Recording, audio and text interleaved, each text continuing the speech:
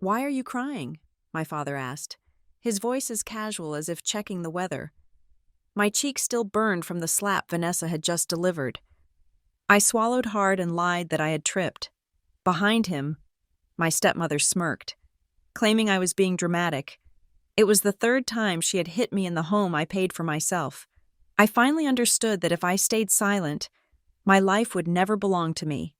My name is Avery Bright, and for the last 12 hours, I had been absorbing the worst moments of other people's lives, so they did not have to carry the weight alone. Working at the Kaleido Heart Center meant listening to stories that would make most people lose sleep for a week. I was a crisis counselor for victims of domestic violence, a job that required a spine of steel and a heart capable of compartmentalizing absolute horror. I was good at it. I was professional, empathetic, and unshakable. But as I drove my Honda Civic down the winding roads towards Golden Mesa just outside of Denver, I felt less like a steel-spined professional and more like a deflated balloon. The only thing keeping my hands steady on the steering wheel was the thought of my townhouse. My townhouse. I said the words aloud in the quiet cabin of my car, just to feel the vibration of ownership in my chest. It was not a mansion. It was a modest, two-bedroom unit in a new development, smelling faintly of sawdust and fresh drywall. But it was mine. I had signed the papers 3 weeks ago, draining my savings account to the absolute bottom to secure the down payment. I had not told a soul in my family, not my father, Edward, and certainly not his wife, Vanessa, to them. I was still renting a cramped apartment downtown, a temporary situation they could criticize from afar. This house was my secret sanctuary, the one place on earth where I did not have to explain myself, defend my choices, or apologize for existing. I turned the corner onto my street, my body already anticipating the relief of silence. I imagined walking in, kicking off my shoes, pouring a glass of cheap wine, and sitting on my floor because I had not yet bought a sofa. Then I saw the car. It was parked directly in my driveway, blocking access to the garage, a beige SUV, polished to an aggressive shine, with Kansas license plates. My heart did not just drop. It plummeted through the floorboard and dragged along the asphalt. I knew that car better than I knew my own face. It belonged to my father. But the way it was parked, taking up 2 spaces and asserting dominance over the concrete, screamed Vanessa. I sat in my idling car for a full minute, my knuckles white on the steering wheel. How did they find me? I had been so careful. I had used a P.O. box for mail. I had blocked them from seeing my location on my phone. The panic that rose in my throat tasted like bile. This was not just a surprise visit. This was an invasion. I considered putting the car in reverse and driving to a motel, but I knew that would only delay the inevitable. If I ran, they won to a degree I could not accept. I turned off the engine, took a deep breath that rattled in my lungs, and stepped out into the cool Colorado evening.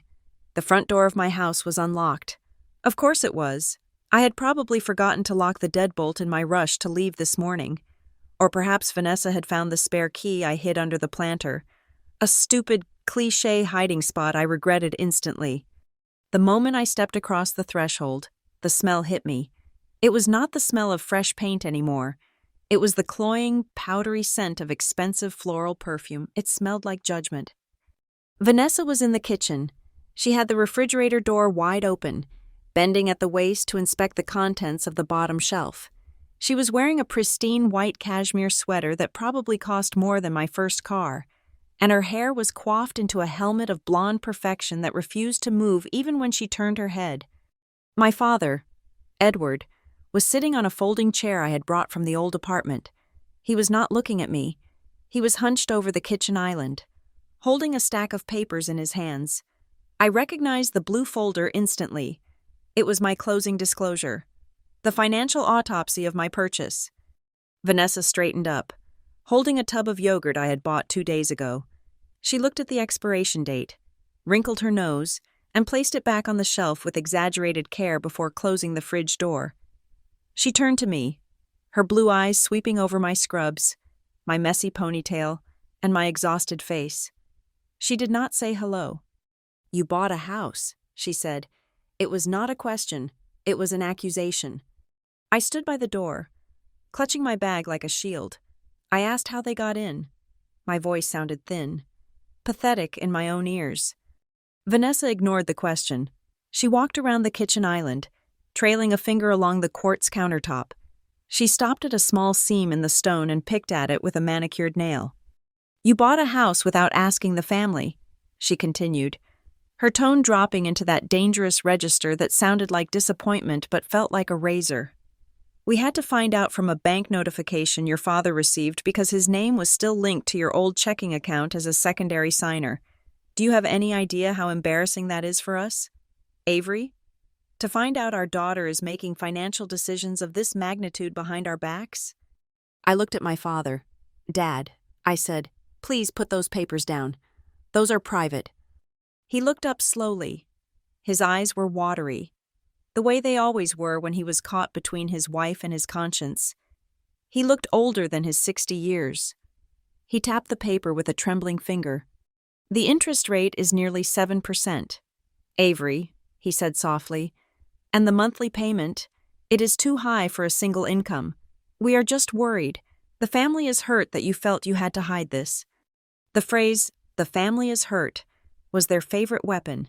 It was a masterful way of shifting the narrative. Suddenly, my autonomy was their injury. I walked further into the room, fighting the urge to retreat. I told them that I was 27 years old. I told them I used my own money. I told them that I did not tell them because I wanted to do this on my own, without input, without critique. Vanessa let out a short, sharp laugh. "Without critique?" She gestured broadly at the living room, at the empty space where furniture should be. "Avery, look at this place.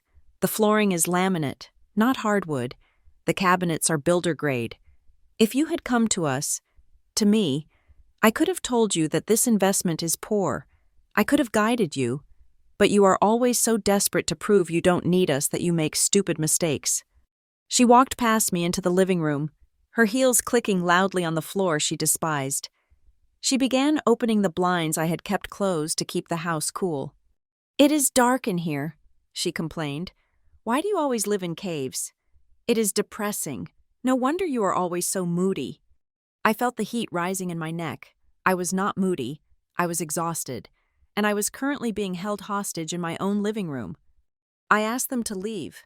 I tried to keep my voice level, the way I did when a client was spiraling. I said that I had a long shift, that I was tired, and that we could talk about this another time. Vanessa spun around. She crossed the distance between us in 3 long strides. She stood so close I could see the heavy layer of foundation settling into the fine lines around her mouth. "We drove 8 hours to get here," she hissed. "We came to support you, to fix this mess you have made, and you are kicking us out? After everything I have done for you? I stepped in when your mother died. I raised you. I tried to make you a lady, and you choose to treat us like strangers." There it was, the dead mother card. She played it whenever she needed to trump my boundaries. I took a step back, creating space. I told her that support does not look like breaking into my house and reading my financial documents. I told her that support is respecting my decisions. Vanessa's face flushed a mottled pink. She looked at my father. "Edward, are you hearing this? She is doing it again. She is rewriting history." My father sighed, a heavy rattling sound. "Avery, honey, please, Vanessa just wants the best for you. We just want to be part of your life. You are shutting us out." I felt a snap inside my chest. It was a small, distinct fracture in the dam I had built to hold back 10 years of resentment. "I am not shutting you out," I said, my voice rising for the first time. "I am protecting myself. I do not want you managing my life. Vanessa, I do not want your opinions on my floors, or my job, or my bank account. I bought this house to get away from exactly this, from the control, from the constant criticism disguised as help." Vanessa's eyes widened. She looked genuinely shocked, not because I was angry, but because I was speaking. For years, I had been the quiet one, the one who took it, the strong one. She pointed a finger in my face, the nail polished a blood red. "This is that job of yours," she spat. "That depressing center. They have brainwashed you. You spend all day listening to people complain about being victims, and now you think you are one. You are making up psychological drama because it makes you feel special. You are not a victim. Avery, you are an ungrateful, spoiled brat." The accusation hit me harder than a physical blow. She was attacking the one thing I was proud of, my work, my sanity. I looked her dead in the eye. I told her that the only person in this room who needed therapy was her. I told her that normal people do not invade their adult children's homes and read their mortgage papers. The air in the room vanished. My father made a sound, a weak protest, but he did not move from his chair. He did not stand up. He never stood up. Vanessa's expression went blank. For a second, she looked entirely calm, almost serene. Then, her arm moved. It was so fast I did not see it coming. I only heard the sound first, a sharp, wet crack that echoed off the empty walls. Then came the pain, blooming hot and stinging across my left cheek. The force of the slap knocked my head to the side, and I stumbled backward, losing my footing on the slick laminate floor. I crashed into the folding chair my father was sitting on, my shoulder taking the brunt of the impact before I slid to the ground. The room spun. My ear was ringing, a high-pitched whine that drowned out the hum of the refrigerator. I put a hand to my face, feeling the skin radiating heat. I looked up from the floor. Vanessa was standing over me, breathing hard. Her hand was still raised slightly, her palm red. She did not look sorry. She looked vindicated. She looked like she had finally swatted a fly that had been buzzing in her ear for a decade. "Look what you made me do," she whispered.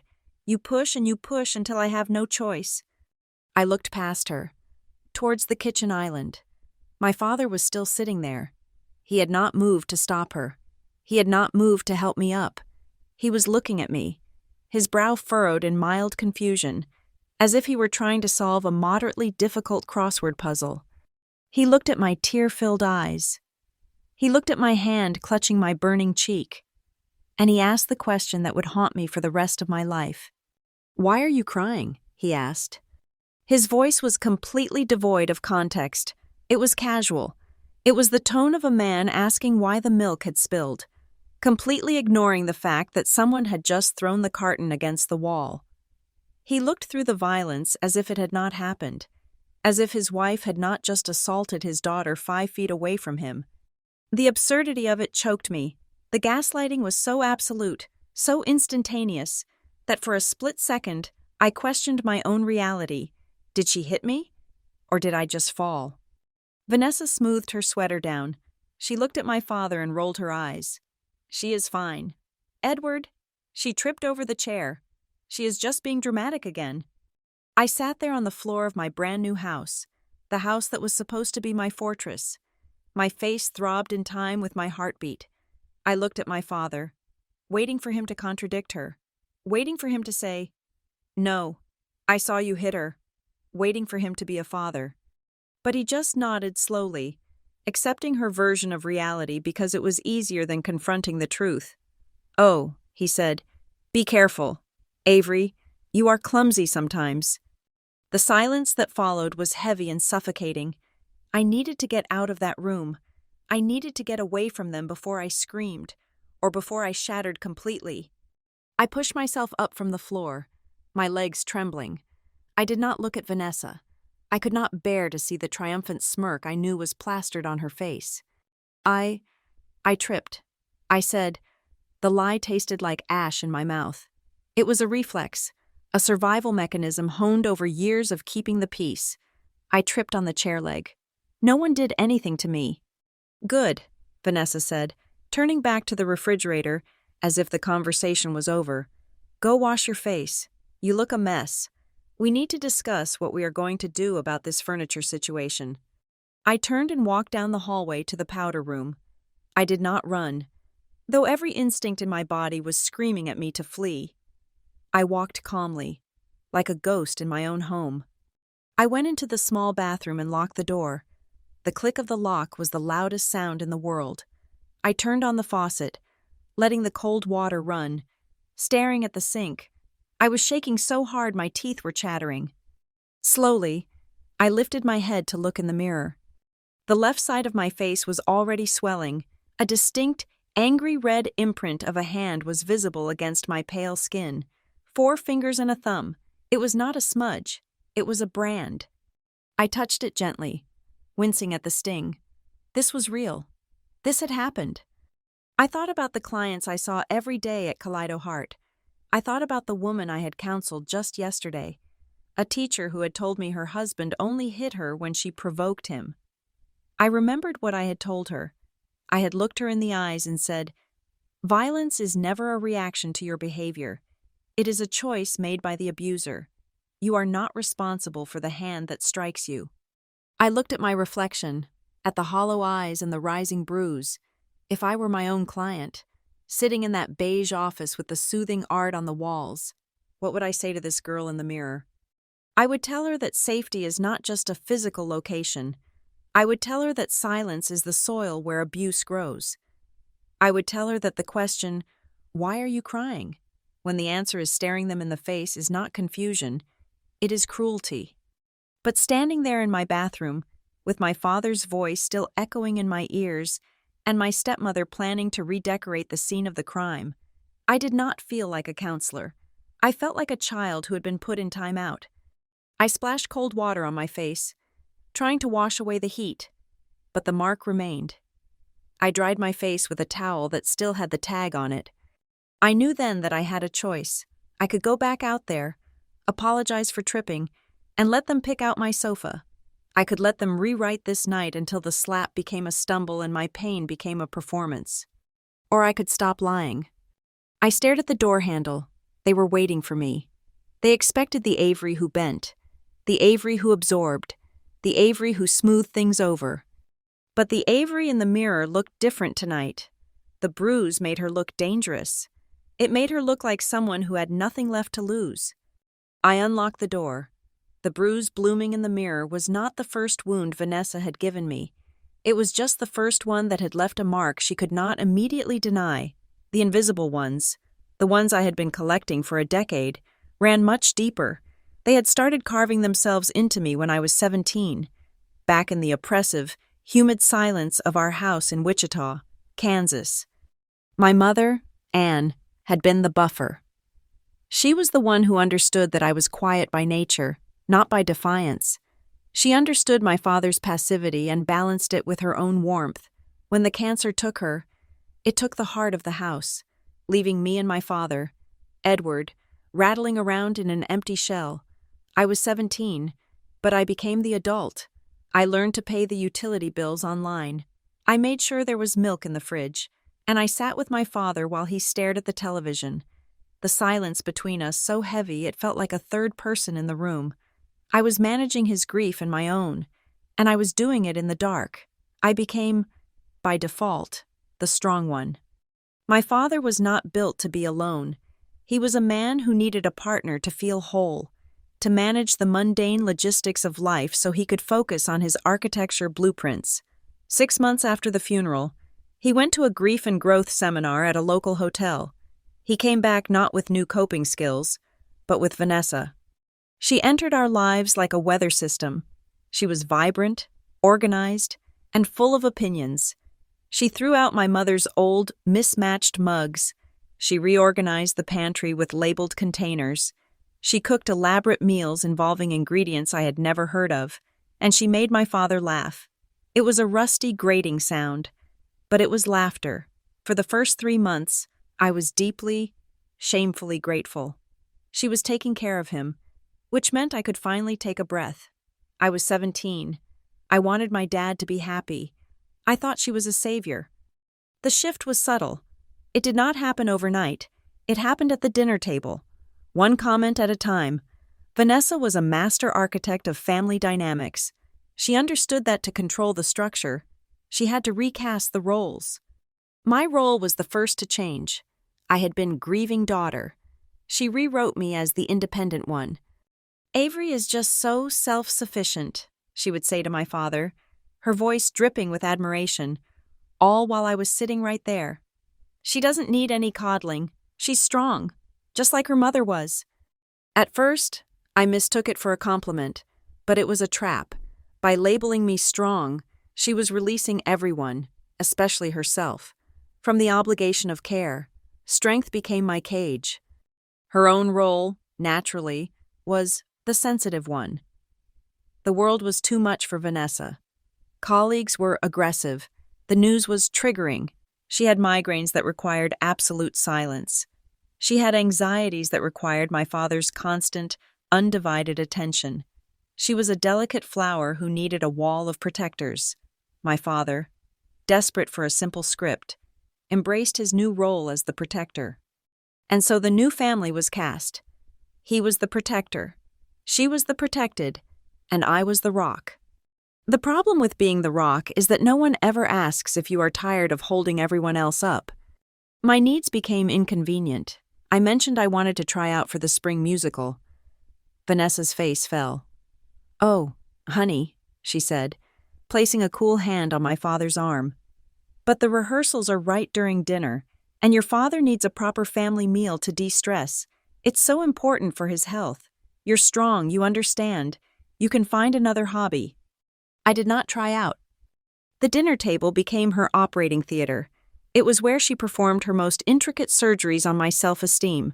She would wait until my father was present, using him as both an audience and a silent accomplice. If I tried to talk about my day at school, she would wait for me to get midway through a sentence before cutting me off. "That's fascinating, dear.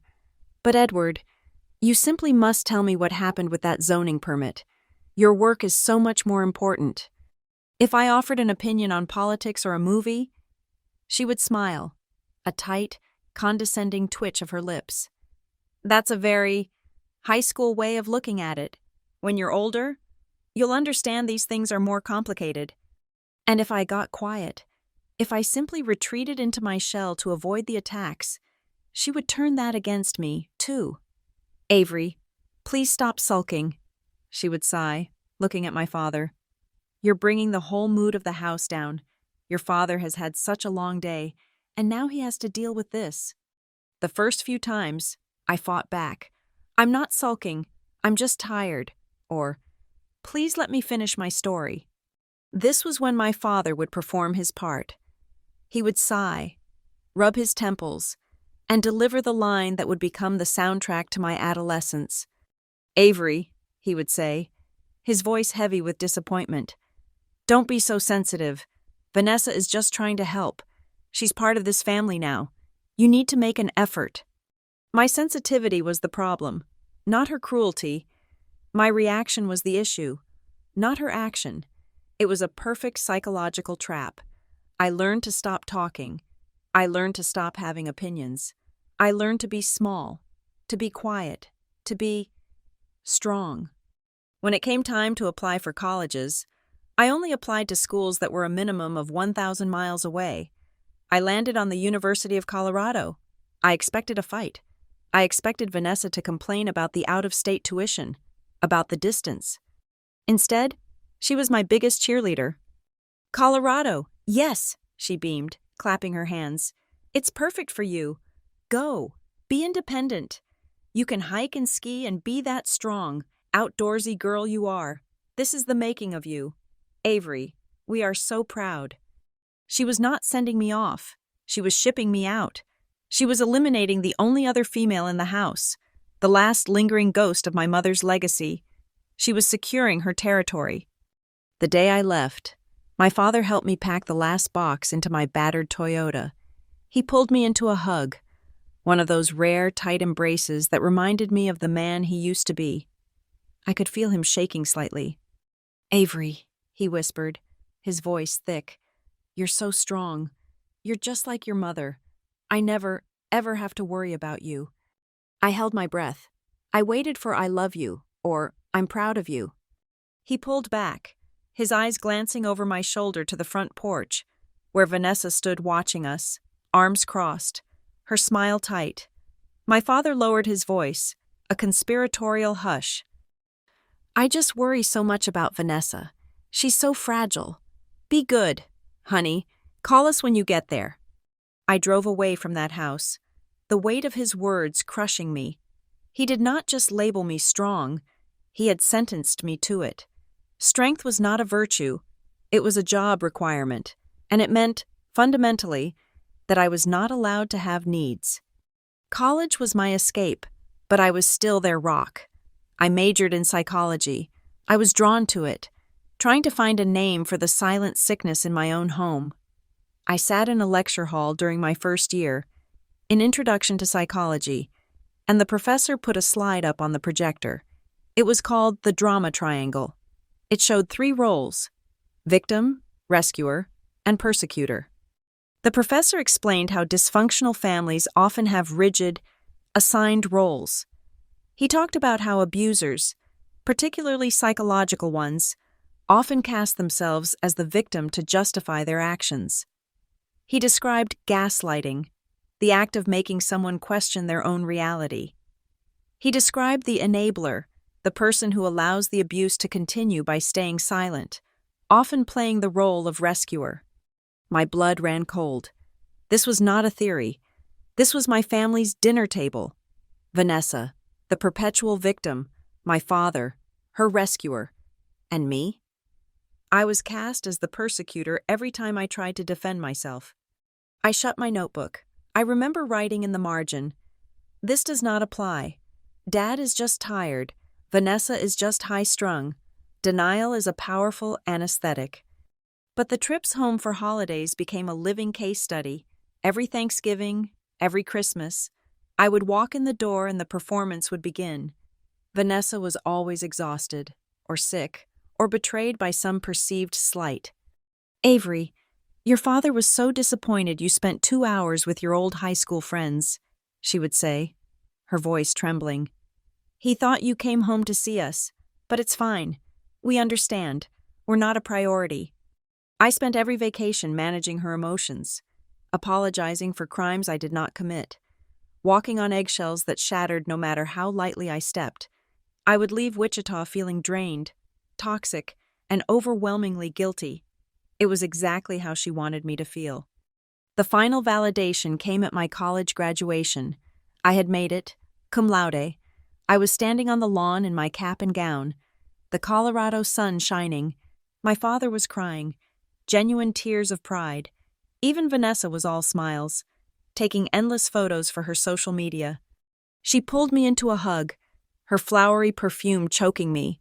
She pressed her lips close to my ear, her voice a sugary whisper against the background noise of celebration. "I am so proud of you, Avery. All that psychology," she whispered. "Now you are finally smart enough to know you should stop making up stories about the family. Aren't you? You know we just love you so much." Making up stories. That is what she called my reality. I stood in the bright, cold bathroom of my new townhouse, the echo of that whisper ringing in my ears, louder than the sound of my own pulse. I looked at the red handprint on my cheek. This was not a story. This was not sensitivity. This was not a high school opinion. The slap had not been an escalation. It was a continuation. It was the physical expression of what she had been doing to me for 10 years, silencing me, controlling me, and telling me my pain was not real. "You're making up stories. You're too sensitive. Why are you crying?" It was all the same accusation. I looked at the girl in the mirror, the girl who had been sentenced to be strong. I was done with that job. I was done with the lies. This mark on my face was not a story. It was evidence, and for the first time, I felt something other than fear. I felt clear. The air at the Kaleido Heart Center always smelled faintly of lavender and sterilized dust. It was a scent designed to be calming, to neutralize the sharp metallic odor of adrenaline and fear that our clients brought in with them off the street. I had worked there for 4 years, first as an intern and then as a licensed specialist, and in that time, I had become an expert in the architecture of other people's pain. I sat in my chair, a high-backed ergonomic model that was supposed to support my spine, listening to a young woman named Sarah. She was 22, the same age I was when Vanessa pushed me out of the house to Colorado. Sarah was twisting a tissue into a tight white rope between her fingers. her knuckles bleached of color. She was telling me about her boyfriend, about how he never actually hit her, but how he made her feel small, how he would hide her keys and then blame her for being irresponsible, how he would tell her that her friends hated her. I leaned forward, my voice modulated to that perfect professional pitch, warm enough to be safe, firm enough to be grounding. I told her what I told so many of them. I told her that violence does not always leave a bruise. I told her that the intent to control is just as dangerous as the intent to harm. There is a specific litmus test I often gave my clients, a simple question to gauge the empathy of the person they were living with. I looked at Sarah and said that if someone asks you why you are crying instead of asking what hurts, they do not care about your pain. They only care that your pain is inconveniencing them. They are asking about the noise, not the wound. Sarah looked up at me, her eyes widening as the truth of it settled on her shoulders. She nodded, tears spilling over, and I handed her the box of tissues. I was the rock. I was the anchor. My colleagues called me the iron lung of the team, because I could breathe life into the most suffocating cases without ever seeming to lose my own breath. My supervisor, Dr. Evans, had written in my last performance review that I possessed uncommon emotional stability and boundaries of steel. She had no idea that I was a fraud. When the shift ended and the heavy security doors clicked shut behind me, the steel evaporated. The drive home to my rented apartment was a transition from person to ghost. I would unlock my door, step into the silence, and feel the weight of the day crush me into the floorboards. My apartment was not a home. It was a holding cell. It was furnished with hand-me-downs and cheap pieces I had bought at thrift stores, nothing that signaled permanence. I spent my evenings lying on a beige sofa that smelled of the previous owner's cigarette smoke, staring at the popcorn ceiling, unable to move. I was a mechanic who could fix everyone else's engine but could not start her own car. The dissonance between who I was at Kaleido Heart and who I was in the orbit of my family was a canyon I tried to bridge with silence. I kept my two lives rigorously separate. I never told my colleagues about the time my stepmother threw my favorite book in the trash because it cluttered the living room. I never told them about the way my father would look at his shoes when she raised her voice. But I could not keep my family out of my head. Every time I went back to Wichita for a holiday, the professional armor I wore so effortlessly in Denver would dissolve the moment I crossed the state line. Vanessa had a special way of weaponizing my career. To her, my degree in psychology was not an achievement. It was a symptom of my inherent flaw. It was proof that I was obsessed with feelings. I remember one Christmas dinner, 2 years ago. The table was set with Vanessa's usual terrifying perfection. Crystal glasses aligned like soldiers, napkins folded into swans.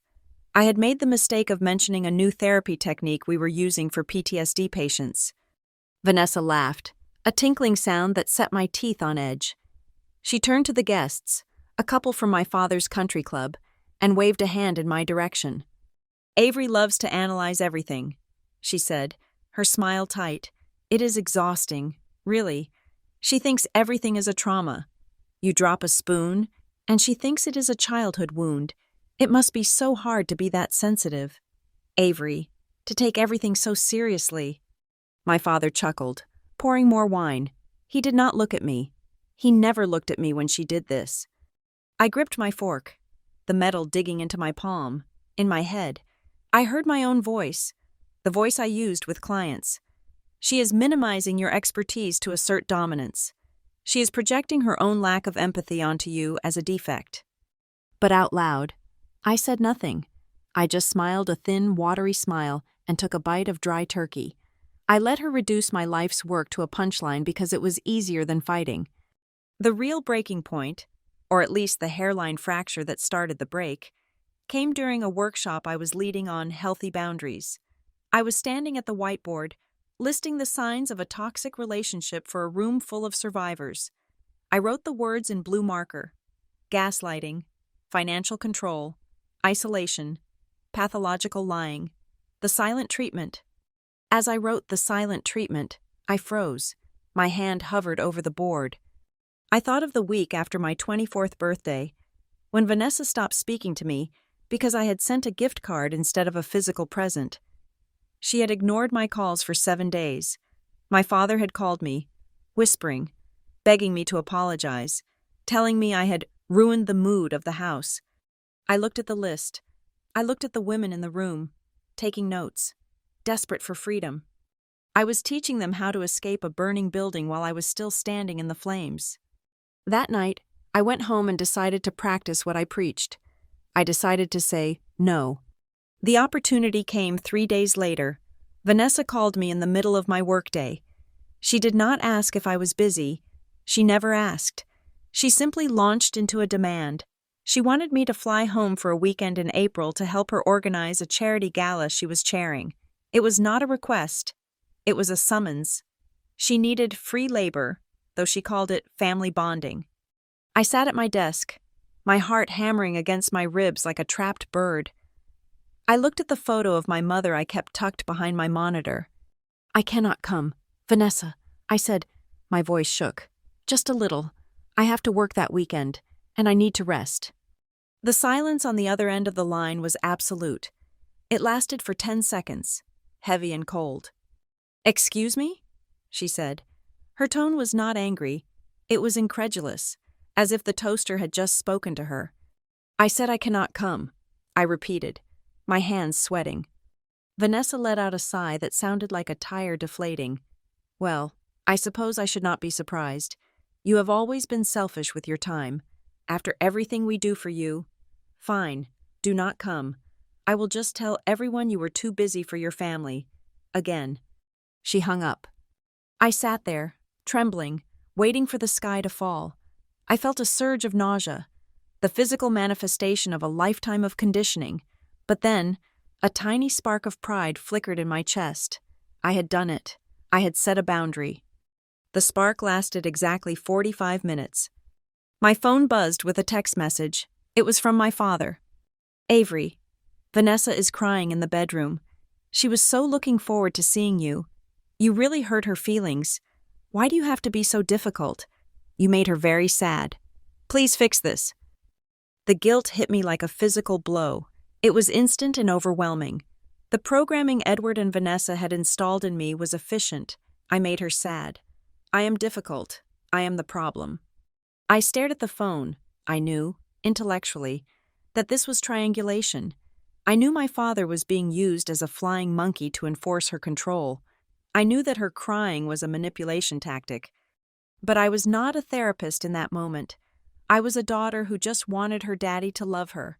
I was a little girl who was terrified of being the reason the house was unhappy. I texted back, "I'm sorry. I'll see if I can switch shifts."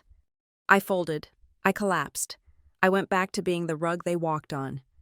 The shame of that surrender ate at me for months.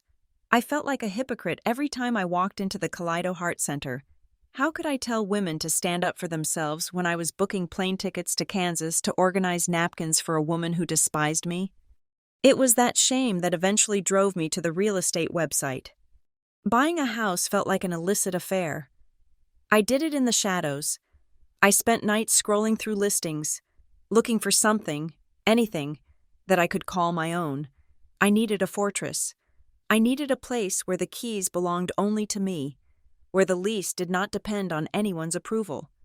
I found the townhouse in Golden Mesa on a rainy Tuesday. It was small. The walls were a bland shade of builder beige, and it faced a parking lot. But when I walked inside during the open house, I felt a strange sensation in my chest. It was quiet. Not the oppressive silence of my father's house, where silence meant tension. This was a neutral silence, a blank canvas. I stood in the center of the empty living room and closed my eyes. I imagined painting the walls a color Vanessa would hate, maybe a deep, moody green. I imagined locking the door and knowing that no one could enter unless I allowed it. But then, the voice started. It was Vanessa's voice, playing in my head like a looped recording. "You can't afford this. You're terrible with money. Remember when you overdrew your account in college? You need us to review the contract. You'll make a mistake. You're impulsive." And my father's voice, the harmony to her melody. "Why didn't you ask us? We just want to help. You're pushing us away." I almost walked out. I almost got back in my car and drove away, back to the safety of being a child who owns nothing. But then I thought about the text message. You made her very sad. I realized that no matter what I did, whether I rented or bought, whether I visited or stayed away, whether I spoke or stayed silent, I would always be wrong. I would always be the villain in their story, because that was the role the script required. If I was going to be the villain, I might as well be a villain with equity. I went to the bank the next day. I sat across from a loan officer named David, a kind man with glasses who walked me through the process. I was terrified. My hands shook so badly when I held the pen that I had to put it down twice. I was waiting for my father to burst through the door and tell me I was not allowed to sign. I was waiting for Vanessa to call the bank and tell them I was mentally unstable. I was 27 years old, a professional woman with a savings account and a credit score of 780, and I felt like a teenager stealing liquor from the cabinet. When the final document appeared on the screen, the transfer of funds, the binding agreement, I hesitated. My finger hovered over the mouse. This was it. This was the severance. Buying this house without telling them was a declaration of war. They would see it as a betrayal. They would see it as a rejection of their care. I asked myself the question that had been haunting me for weeks. Am I building a home, or am I just building a new battlefield? If they found out, they would invade. If they found out, they would taint it. But only if I let them. A small voice whispered. It was the voice of the therapist, finally speaking up for herself. You can change the locks. You cannot give them the address. I looked at the blinking cursor. I thought about the green walls. I thought about waking up on a Sunday morning and making coffee in a kitchen where no one would criticize the way I held the mug. I clicked confirm. The screen flashed. Transaction successful. I let out a breath I felt like I had been holding since I was 17. I walked out of the bank into the bright Denver sunlight, and for the first time in years, the air did not taste like guilt. It tasted like cold concrete and possibility.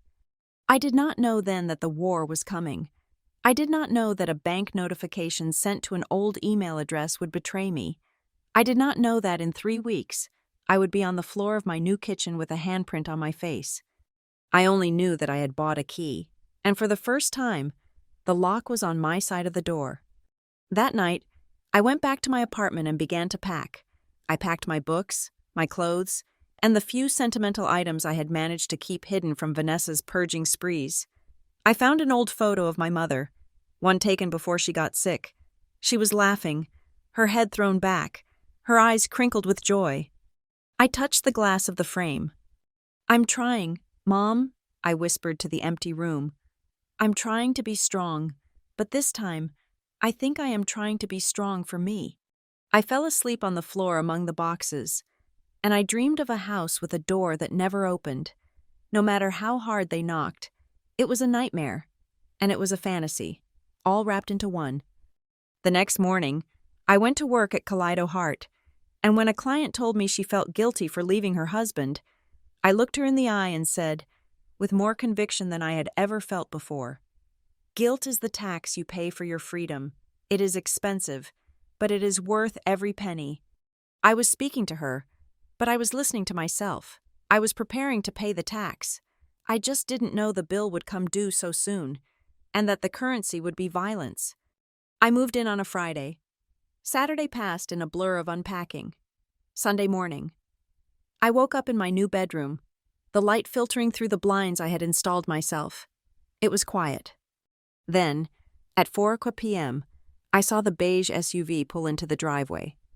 The tax collector had arrived. The townhouse in Golden Mesa was not a palace, but to me, it looked like a fortress of light. It was a 2-story unit tucked away in a quiet cul-de-sac, far enough from the main road that the only sound I heard when I stepped out of my car was the wind rustling through the aspen trees. The exterior was a modest beige stucco, identical to every other unit in the complex, but when I walked inside during the final walkthrough, the afternoon sun was flooding through the sliding glass doors, illuminating dust motes dancing in the air. It felt like the house was breathing. For the first time in my life, I was standing in a space that did not hold the memory of my mother's death or the echo of Vanessa's criticism. Signing the papers had been a physical ordeal. My hand had trembled so violently that the notary had asked if I needed a glass of water. I drank it in one gulp, trying to wash away the metallic taste of fear in my back throat. When they handed me the keys, 2 silver pieces of metal on a simple wire ring, I did not feel a surge of triumphant joy. I felt a heavy, sinking nausea. It felt like I was holding a stolen object, in the warped logic of my family. Claiming my own independence was an act of treason. By buying this house without their permission, without their critique, and without their money, I was effectively telling them that I did not need them. To a narcissist like Vanessa and an enabler like my father, that was the ultimate betrayal. The first thing I did after leaving the title company was drive to a credit union on the other side of town, a bank my father had never used. I sat in a cubicle with a young woman named Jessica and opened a checking account solely in my name. I transferred every cent of my savings, every paycheck from Kaleido Heart, and every scrap of financial liquidity I had into that account. I set up paperless statements. I created a password that was a random string of 20 characters, something no one could guess. I felt like a spy in a Cold War movie, severing ties, burning bridges, and covering my tracks. For the first 2 weeks, I lived in a state of blissful, terrifying secrecy. I did not have furniture. I had left almost everything behind at my old apartment or donated it, wanting a clean slate. I slept on a mattress on the floor of the master bedroom. I ate my dinner, usually take-out Thai food or sandwiches, sitting cross-legged on the laminate floor of the living room. My clothes were in stacks along the wall. To anyone else, it might have looked sad. A woman in her late 20s camping in her own home. But to me, it was paradise. I spent my evenings after work painting. I chose colors that Vanessa would have despised. She believed in resale beige and inoffensive grayga. I painted the living room a soft, warm terracotta. I painted the kitchen a pale, airy blue. I assembled IKEA furniture with a focus that bordered on religious devotion. There was something profoundly healing about following the simple, wordless instructions. Step 1, insert dowel. Step 2, tighten screw. If I made a mistake, I could fix it. There was no one standing over my shoulder telling me I was holding the screwdriver wrong or that I was clumsy. There was just me, the Allen wrench, and the silence. During one of my shifts at Kaleido Heart, a shipment of security devices arrived. We often gave them to high-risk clients, women who had left abusive partners and needed to know who was standing at their door before they opened it. I stared at the box of video doorbells sitting on the intake desk. I was not high risk. I was not being stalked by a violent ex-husband. I was just a daughter with a difficult stepmother. But my instinct, honed by years of walking on eggshells, told me to take one. I paid for it at the employee discount rate and installed it the next Saturday. I synced it to my phone. The camera gave a wide, fisheye view of my small concrete porch and the driveway beyond. It felt like overkill. It felt paranoid. I told myself I was being ridiculous, that I was letting my work bleed into my personal life, but every time I checked the feed and saw nothing but an empty porch and a stray leaf blowing in the wind, my heart rate slowed down. I became an expert at evasion. When my father called, I never answered if I was at home where there might be an echo or a background noise he did not recognize. I would call him back from my car, parked in a generic grocery store parking lot. "How are you doing? Avery?" he would ask, his voice laced with that perpetual low-grade anxiety. "I am fine, Dad. Just working a lot. The apartment is fine." I lied effortlessly. I lied about the rent I was no longer paying. I lied about the neighbors I no longer had. I kept my location services turned off. I thought I was safe. I thought I had successfully partitioned my life. But I had made a mistake. It was a small, clerical error. The kind of thing that happens when your life has been entangled with your parents for too long. Years ago, when I was 18 and heading to college, my father had co-signed on a small savings account for emergencies. I had drained that account years ago and stopped using it, but I had never formally closed it. When I applied for my mortgage, the lender ran a comprehensive credit check. That check triggered an automated security alert on all accounts linked to my Social Security number. And because that old dormant savings account was still technically active, and because my father was technically a joint owner, the bank sent a courtesy email. Dear customer, we noticed a significant credit inquiry for a mortgage loan in Golden Mesa. It was a Tuesday evening. I was sitting on my newly assembled sofa, reading a book, enjoying the golden hour light filtering through my terracotta walls. My phone buzzed on the coffee table. It was a FaceTime request from Vanessa. My stomach dropped. Vanessa never FaceTimed me. She preferred text messages that left a paper trail or phone calls where she could hang up dramatically. FaceTime meant she wanted to see something. I let it ring until it nearly went to voicemail. My mind racing. If I didn't answer, it was suspicious. If I answered, I had to hide the house. I scrambled off the sofa and ran to the only part of the house that looked generic, a blank white wall in the hallway near the bathroom.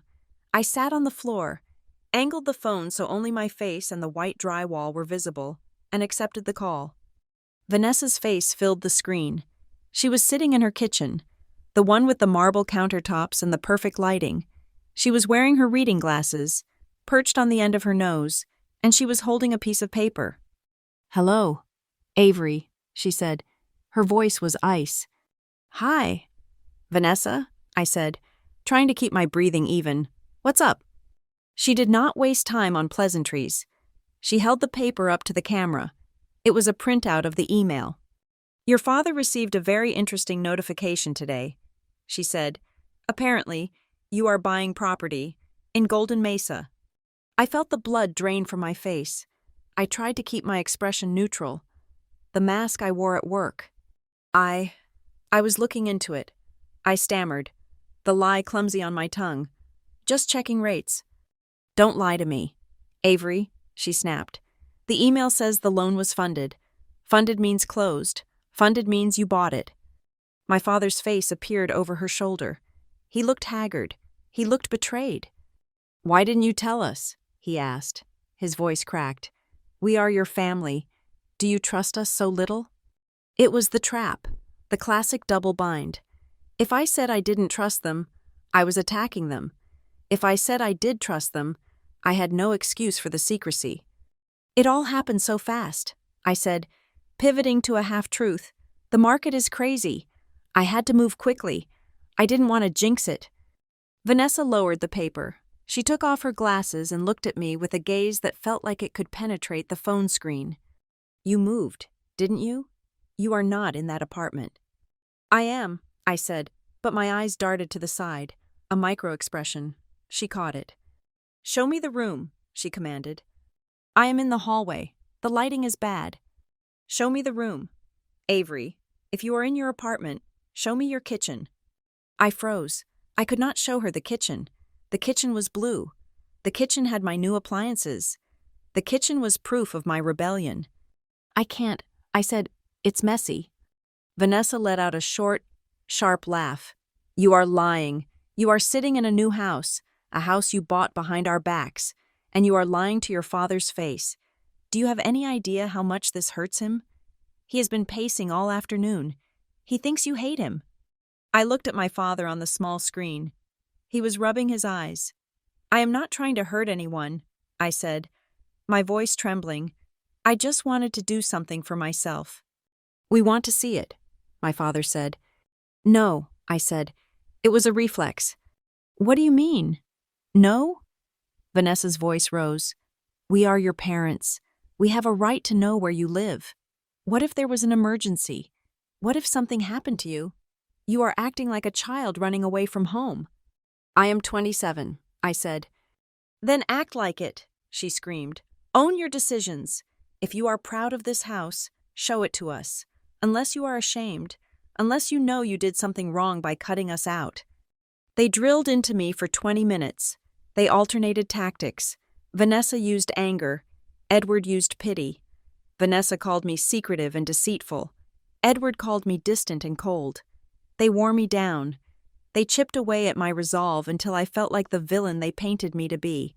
I was the ungrateful daughter hiding her success from the people who raised her. Finally, the fatal blow came. "We are coming out this weekend," Edward said. "We will drive up. We just want to see the place. Avery, we will bring dinner. We won't stay long. Just let us see that you are safe, please, for my peace of mind." For his peace of mind, that was the currency I had been paying with my whole life. I looked at my father's sad, watery eyes. I thought about the new deadbolt on my front door. I thought about the camera. "Okay," I whispered, "just for dinner." Vanessa smiled. It was a smile that did not reach her eyes. "Good. Send us the address. And Avery, don't try to hide anything else. We always find out." The call ended. I sat on the floor of my hallway, staring at the black screen of my phone. The silence of the house, which had felt so comforting an hour ago, now felt heavy with impending doom. I had opened the gate. I had lowered the drawbridge. I spent the next 3 days in a state of high-functioning panic. I cleaned a house that was already spotless. I arranged my books on the shelves to look more intellectual. I bought a throw blanket to hide a small scratch on the sofa. I was curating the set for their arrival, trying to make it perfect so they would have nothing to criticize. I told myself it would be fine.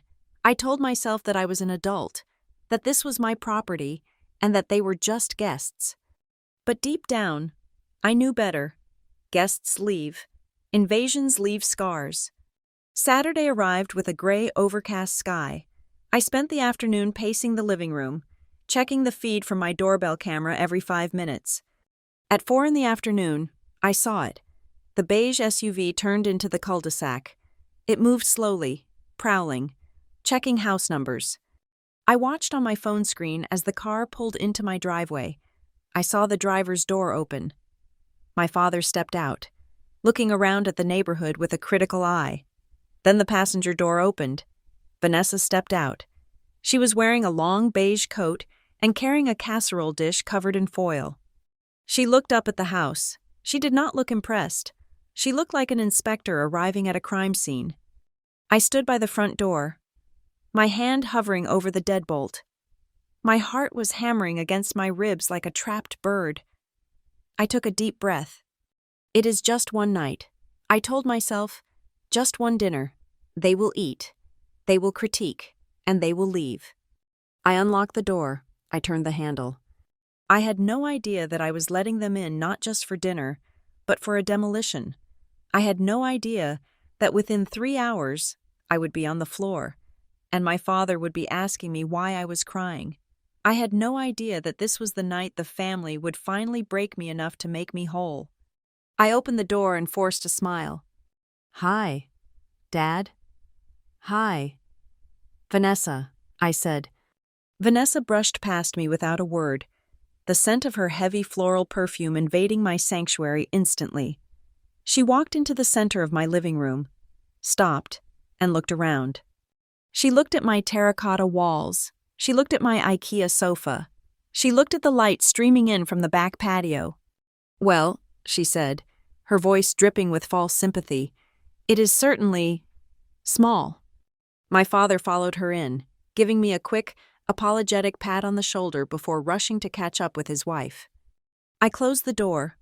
The lock clicked into place, but this time, it didn't feel like it was keeping the danger out. It felt like it was locking the danger in with me. The silence that filled the townhouse after the door finally clicked shut was heavy, but it was not empty. It was vibrating with the residual energy of violence. My hand was still pressed to my cheek, which was throbbing with a dull, rhythmic heat that synced perfectly with my pulse. I walked to the front door and locked the deadbolt. Then I engaged the secondary chain lock I had installed myself. A small piece of hardware that suddenly felt like the most important object in the world. I went to the kitchen island and opened my work bag. I pulled out a yellow legal pad and a black pen.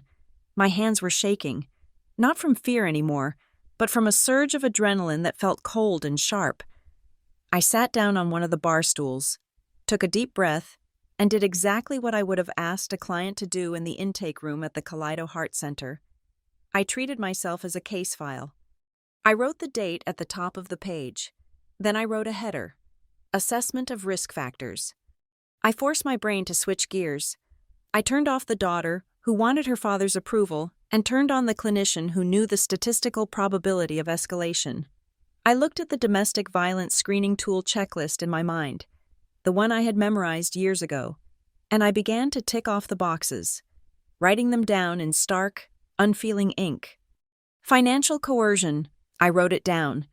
The monitoring of my bank accounts, the criticism of my independent purchase, the demand to see the house to validate the investment, the history of using money as a tether, check. Emotional control, the constant criticism, the gaslighting, the minimization of my feelings, the labeling of my boundaries as selfishness, check.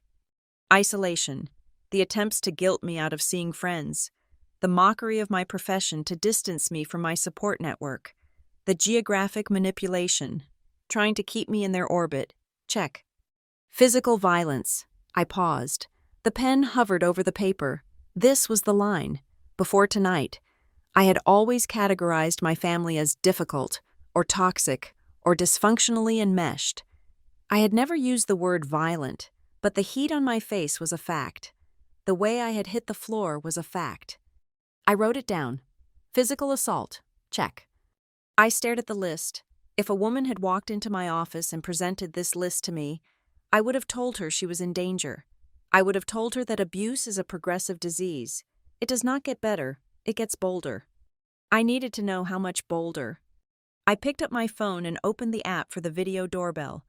I wanted to see them leave.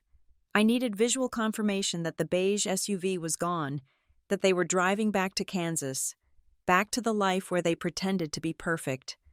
I scrolled back on the timeline to 10 minutes ago. The video loaded, grainy but clear in the porch light. I saw myself opening the door to let them out. I saw my father walking quickly to the car, his head down, shoulders hunched. He looked like a man fleeing a crime scene, desperate to get back to the safety of his denial. But Vanessa did not rush. On the screen, I watched my stepmother pause on the concrete step. She waited until I had closed the door. Then, she did not walk to the car. She turned back toward the house. She looked directly at the keypad lock I had installed on the front door. I watched, my breath catching in my throat. As she pulled her phone from her pocket, she held it up and snapped a photo of the lock brand and the keypad layout. Then she took a step closer and took a photo of the small gap between the door frame and the jamb, where the deadbolt sat. She was not just leaving, she was casing the joint. A chill that had nothing to do with the evening air swept through me. Why would she need a photo of my lock? There was only one reason. She intended to come back. She intended to find a way in. She was documenting the obstacle so she could figure out how to bypass it later. It triggered a memory so vivid I could smell the lemon polish of the hallway in Wichita. I was 22, home for a weekend during my master's program. I had been arguing with Vanessa about a dress she wanted me to wear to a church function, a dress that was too small and not my style. I had said no. I had tried to walk away. In that narrow hallway, away from the living room where my father was watching golf, she had reached out and shoved me. It wasn't a tap. It was a hard, two-handed push against my chest. My socks slipped on the hardwood, and I slammed back against the wall, knocking a picture frame to the floor. The glass shattered. My father had come running at the sound of the crash. I found Avery standing there, clutching her chest, shocking white against the dark wood. But before I could speak, before I could say, she pushed me. Vanessa was already gasping, her hand over her mouth, eyes wide with manufactured horror. "Oh, Edward," she had cried. I tried to help her with the zipper and she shoved me away. She was so aggressive. And then she knocked the picture down in a rage. My father looked at the shattered glass. He looked at Vanessa's trembling form. Then he looked at me. "Avery," he had said, his voice low and dangerous, "apologize to your mother. We do not behave like animals in this house." "But I didn't," I started. "Apologize," he roared. And I did. I apologized for being shoved. I apologized for the gravity that pulled the picture frame down. I apologized for existing in a way that inconvenienced them. That was her pattern. She was an opportunist of the blind spot. She struck in hallways, in kitchens when the music was loud, in moments where the narrative could be easily rewritten. She thrived in the he said, she said ambiguity. But tonight was different. Tonight, she had slapped me in my own home, and tonight, I had a camera. She didn't know about the doorbell. She didn't know I had watched her photographing my locks. She thought she was still operating in the shadows, but she had stepped into the light. My phone buzzed on the table, vibrating against the hard surface. It was a text message from Vanessa. I picked it up, steeling myself against the nausea that roiled in my gut. Avery, I hope you are icing your face. I feel terrible that my hand slipped like that. We were both so heated and emotional. I was just trying to get your attention and gesture, and it connected wrong. It was a freak accident. Please do not make a big deal out of this or tell those people at your center. They will blow it out of proportion, and you know how they love drama. We love you. Get some sleep. I read it twice. It was a masterclass in liability management. First, the rewrite. My hand slipped, as if a slap could be an accident, as if the physics of a backhand swing could be confused with a gesture. Second, the mutual blame. We were both so heated, spreading the responsibility to me. Third, the gag order. Do not tell those people at your center. She was scared, for the first time ever. Vanessa was scared. She knew I worked with law enforcement. She knew I worked with social workers. She knew that in my world, a slap wasn't a family tiff, it was assault. She was trying to get ahead of the story, to plant the seed of accident in written form in case I showed the messages to anyone. A minute later, a text from my father came through. Honey, please don't be angry. Vanessa is sobbing in the car. She feels awful. It was just a stressful night. You know you are strong. Avery, you can take a hit. Please don't ruin the family relationship over one bad moment. We just want to be close to you. You can take a hit. The words burned into my retinas. My father, the man who was supposed to protect me, was not asking if I was hurt. He was banking on my resilience. He was using my strength as an excuse for her abuse. He was asking me to absorb the violence so he didn't have to deal with the discomfort of confronting his wife. I put the phone down. I did not reply. I looked back at my yellow pad. Underneath the checklist, I wrote a single word in capital letters. Violence. It looked stark on the page. It looked undeniable. I stood up and walked to the bathroom, taking the phone with me. I turned on the bright vanity lights. I looked at the mirror. The red mark was deepening, turning a mottled purple at the edges. I lifted my phone and switched to the camera. I took a photo. Then I turned my head and took another from the side. I took a video, moving my jaw to show the stiffness, zooming in on the imprint of her fingers. Then I went back to the kitchen and took screenshots of Vanessa's text and my father's text. I opened a new folder on my phone. I named it Evidence. I moved the photos, the screenshots, and the video clip from the doorbell into the folder. It felt cold. It felt calculated. It felt like I was preparing a case against a stranger, not my parents. But as I organized the files, I realized that the person I had been protecting all these years, the dutiful daughter, the peacekeeper, had died the moment Vanessa's hand connected with my face. I was not a daughter right now. I was a witness. I sat back down on the stool. The house was completely silent, but inside my head, a war was raging. Part of me, the terrified child, wanted to delete the folder. She wanted to text back, "It's okay. I know it was an accident," just to make the knot in my stomach go away. She wanted to return to the comfortable misery of the status quo. But another part of me was waking up. It was the part of me that had bought this house. It was the part of me that told my clients they deserved to be safe. I opened the video camera app again, but this time, I turned the lens on myself. I propped the phone up against a napkin holder. I hit record. "My name is Avery Bright," I said to the empty room. My voice sounded raspy, foreign. "Today is October 14th. Tonight, my stepmother, Vanessa Bright, struck me in the face in my kitchen. My father, Edward Bright, witnessed it and asked me why I was crying. I paused, swallowing the lump in my throat. I looked into the lens, looking at my own swollen face. She claimed it was an accident in a text message, but I saw her eyes before she did it. It was not an accident. She hit me because I told her no. She hit me because she is losing control over me. I took a deep breath. I am recording this because I know what happens next. I know they will try to convince me it didn't happen. I know I will start to doubt my own memory in 3 days. I am recording this so I don't forget. I am recording this because if I don't say it out loud, I will swallow it, and it will poison me. I reached out and stopped the recording. I did not post it. I did not send it to anyone. I simply saved it to the folder. It sat there, a digital artifact of truth in a sea of gaslighting. I looked around my kitchen. The blue paint I had chosen seemed brighter now, sharper. The space felt different. It was no longer just a house I had bought. It was a perimeter I had to defend. I went to the front door. I looked at the keypad lock that Vanessa had photographed. I realized with a jolt that she probably remembered the code I had punched in when we arrived, or she planned to figure it out.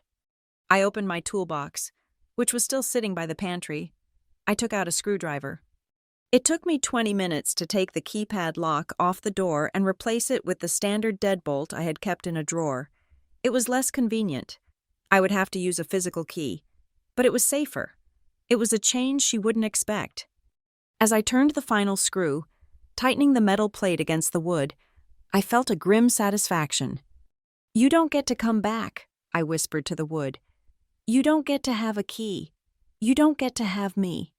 I went upstairs to my bedroom. I lay down on the mattress on the floor, pulling the duvet up to my chin. My face hurt. My heart hurt.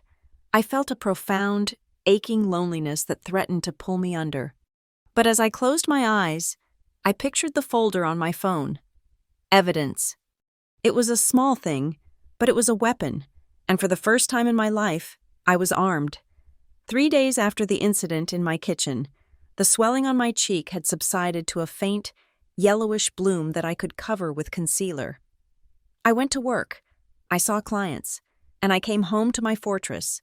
I thought the attack was over. I thought the violence was the climax of their intrusion. I was wrong. The slap was just a distraction. While I was icing my face, Vanessa was busy robbing my father blind. It started with a digital ping on my laptop on a Tuesday night. I was sitting at my dining table, reviewing case files for the next day, when an email notification popped up in the corner of my screen. It was from the First National Bank of Wichita. This was the bank where my parents held their primary accounts, and where, over a decade ago, my father had added me as a joint owner on a secondary savings account so he could transfer money for my college books. I had not used that account in 6 years. I had assumed I was removed from it long ago, or that it was dormant. The subject line read, "Alert, large transfer initiated." My stomach tightened. I hovered my mouse over the notification. I knew I should just delete it. I was trying to separate my life from theirs. But the training I had received at Kaleidoheart kicked in. In the world of coercive control, information is ammunition. You never ignore a red flag. I clicked the link, because I had never formally been removed from the account. My old login credentials still worked. I typed in the password, my mother's birthday followed by the name of our first dog, and the dashboard loaded. I was expecting to see a balance of maybe a few $100s. Instead, I saw zeros. The account had been drained. I clicked on the transaction history. 2 days ago, the day after they returned from visiting me, a transfer of $12,000 had been moved out. The destination was an account I did not recognize, labeled the Edward and Vanessa Bright Living Trust. I frowned. A trust? My father had never mentioned a trust. He was a man who kept his money in savings bonds and simple checking accounts. He didn't trust complicated financial instruments. I dug deeper. I navigated to the Document Center tab, where the bank stored monthly statements and uploaded files. There was a new folder created just last week. Inside, there were PDFs of scanned documents. I opened the first one. It was a bill of sale for my father's vintage Mustang. He had owned that car since I was a baby. It was his pride and joy. the one thing he swore he would never sell until he couldn't drive anymore. The bill of sale was dated 3 weeks ago. The price was shockingly low, almost 40% below market value. I opened the next document. It was a liquidation receipt for a municipal bond he had held for 20 years. I opened the third document, and the air left my lungs. It was a statement of financial position, a document used to verify net worth, usually for securing a line of credit or a new loan. It listed their assets. There was the house in Wichita, the cars, the savings, and there, at the bottom of the list, under other real estate holdings, was an address. 1242 Aspen Ridge Lane, Golden Mesa, Colorado. My address, my house. I stared at the screen, blinking, trying to make the words change. They did not. Next to the address was an estimated value of $450,000. In the notes section, someone had typed, "Family investment property, deed transfer pending." I felt a cold sweat break out on the back of my neck. Deed transfer pending? This was not just overstepping boundaries. This was fraud. Vanessa had listed my home, the home I bought with my own money, the home my name was on alone, as an asset belonging to her and my father. She was using my property to inflate their net worth, likely to qualify for a loan they couldn't otherwise afford. I remembered the way she had looked at the house when she arrived. She hadn't been critiquing the decor. She had been appraising the equity. I printed the documents. My printer hummed in the quiet room, spitting out page after page of evidence. I felt a different kind of anger now. The slap had been hot and reactive. This was cold. This was calculated. This was theft. The next morning, I walked into the Kaleido Heart Center an hour early. I went straight to the office of Marcus Thorne. Marcus was our pro bono legal counsel, a man who had spent 30 years fighting for women who had been financially decimated by their partners. He was cynical, brilliant, and had seen every trick in the book. I did not even say hello. I just dropped the stack of papers on his desk. Marcus looked up from his coffee, his eyebrows raising. "Good morning to you too, Avery," he said. "Look at the third page," I said. My voice was steady, but my hands were clenched in my pockets. Marcus put on his reading glasses. He scanned the document. He paused at the address. He looked up at me. "Is this your place?" he asked. "The new townhouse?" "Yes." "And did you agree to put it in a trust? Did you agree to transfer the deed?" "No. I haven't even spoken to them about the financing. They found out I bought it by accident." Marcus leaned back in his chair. He let out a low whistle. He picked up the bill of sale for the Mustang. He looked at the liquidation of the bonds. He looked at the transfer to the trust. "Avery," he said, his voice losing its casual morning tone, "this is textbook." "Textbook what?" I asked, though I knew the answer. "Textbook financial exploitation," he said. He tapped the paper with a pen. "Look at the pattern. Liquidation of sentimental assets. Rapid movement of liquid cash into a vehicle controlled by a secondary party. This trust. And now, the claiming of external assets to bolster the pot. Who is the trustee?" "I don't know," I said. "It says Edward and Vanessa Bright Living Trust." Marcus nodded grimly. Usually, in these cases, one partner convinces the other that they need to consolidate for safety. They sell off the individual assets, the car, the bonds, things that are in your father's name only. They move the cash into a joint trust where the other partner has full access if your father passes away or if he becomes incapacitated. Vanessa controls everything, including the money from the car he loved. "And my house?" I asked. "He can't legally sell your house," Marcus assured me. "The deed is in your name, but she is using it. She is likely applying for a loan, maybe a home equity line of credit on their own house, and the bank needed to see more assets to approve it. She listed your house to make them look richer on paper. It is bank fraud. Avery, and if your father signed this statement knowing it was false, he is complicit." "My father would never do that," I said. The defense came automatically. "He is an honest man. He wouldn't claim a house that isn't his." Marcus looked at me over the rim of his glasses. It was the look he gave clients who were still in the denial phase. "Unless he doesn't know what he is signing," Marcus said softly, "or unless he has been told that you agreed to it." I froze. Unless he doesn't know. I thought about the visit. I thought about the way my father had looked at me in the kitchen. Confused, detached.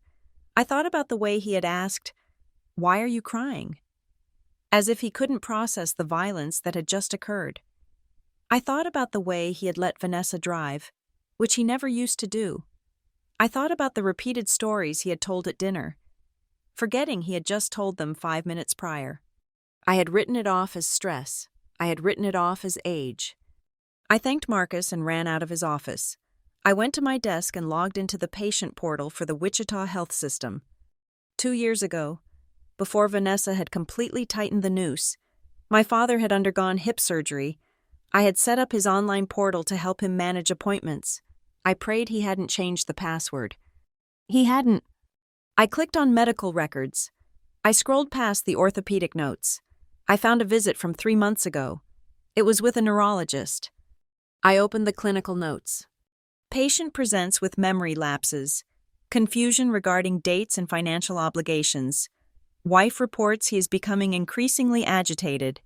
Assessment: mild cognitive impairment, MCI. Probable early-stage vascular dementia. Recommended plan: simplify daily tasks, minimize stress, monitor medication. I stared at the screen until the words blurred. Vascular dementia.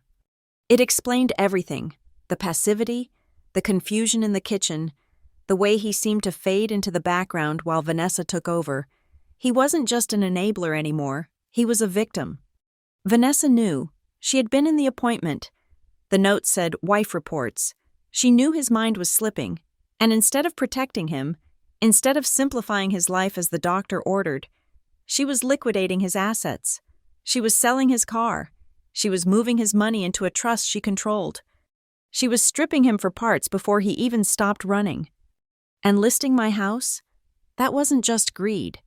That was a setup. She was probably telling him, "Avery wants us to have the house. Edward, Avery wants to help us secure our future."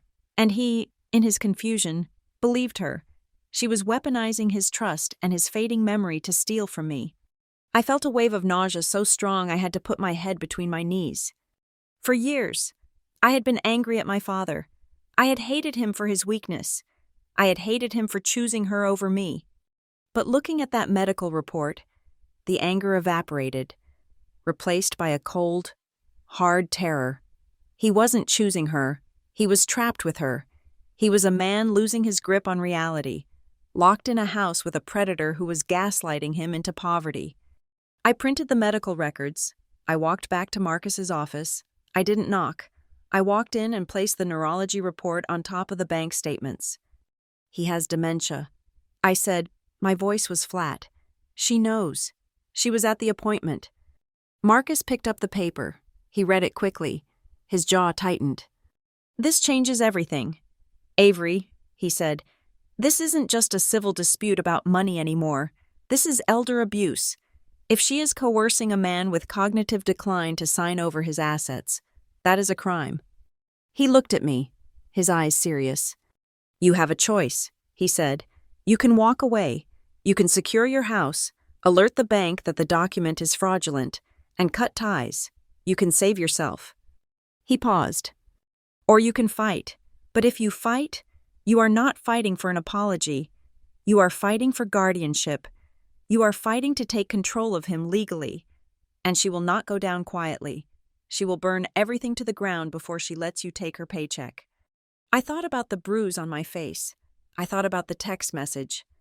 "You can take a hit." I realized then that my father hadn't written that text, or if he had, she had dictated it. "You can take a hit" wasn't advice. It was a warning. I reached into my bag and pulled out the folder I had made on my phone. I placed the photo of my bruised face on the desk next to the bank fraud documents and the dementia diagnosis. Physical violence, financial exploitation, medical neglect. It was a trifecta. It was a complete picture of a predator at work. I looked at Marcus. "I am not walking away.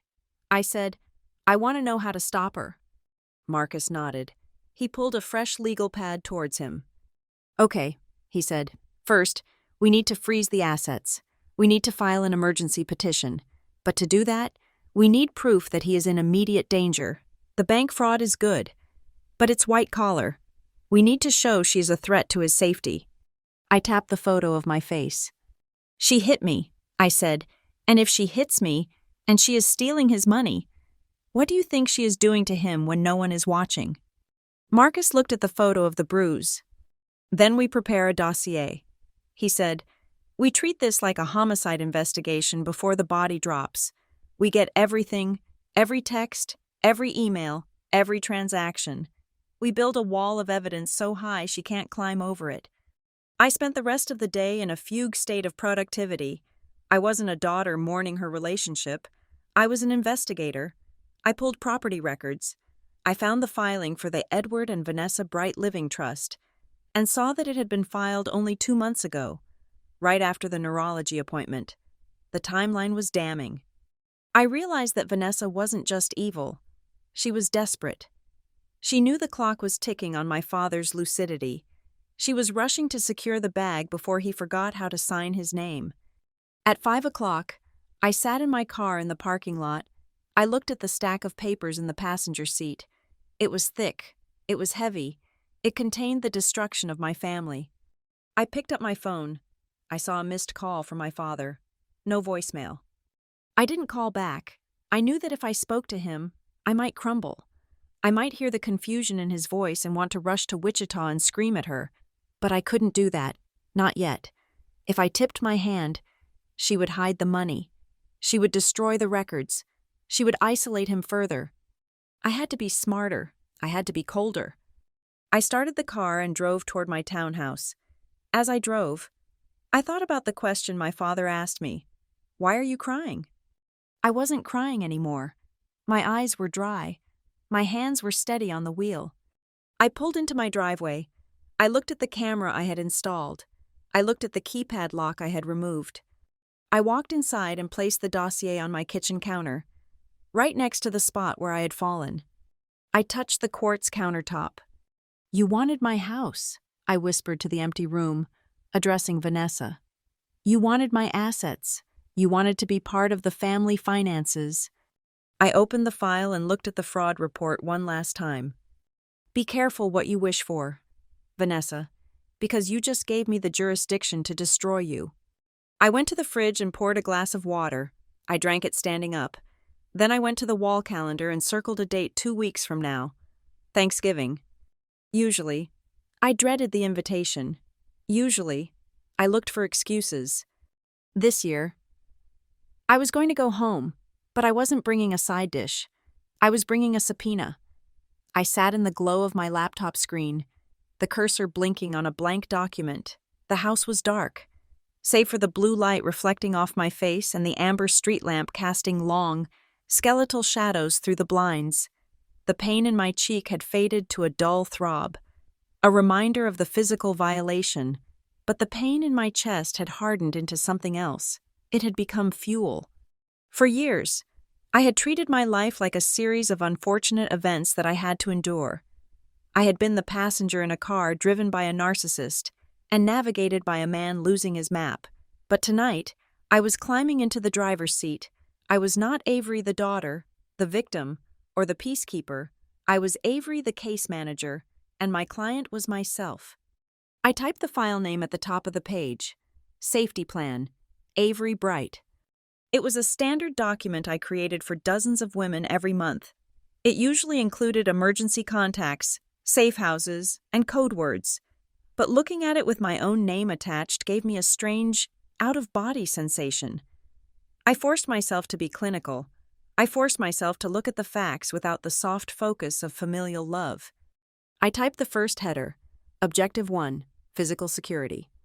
I picked up my phone and opened the app for the doorbell camera. I found the clip of Vanessa standing on my porch, her phone raised, photographing my lock. I watched it 3 times. The calculation in her posture was chilling. She was not lingering out of sentiment. She was studying the mechanism. She was looking for a weakness in the hardware, just as she had always looked for a weakness in my psyche. I clicked download. I saved the video file not as Vanessa, but as surveillance footage, attempted breach preparation. I moved it to an encrypted folder on my hard drive. Next, I opened the text messages. The message where she claimed her hand had slipped. The message where she told me not to tell the center. In the legal world, that was gold. It was an admission of the act combined with an attempt to suppress evidence. I took a screenshot. I cropped it. I saved it as admission of assault and coercion.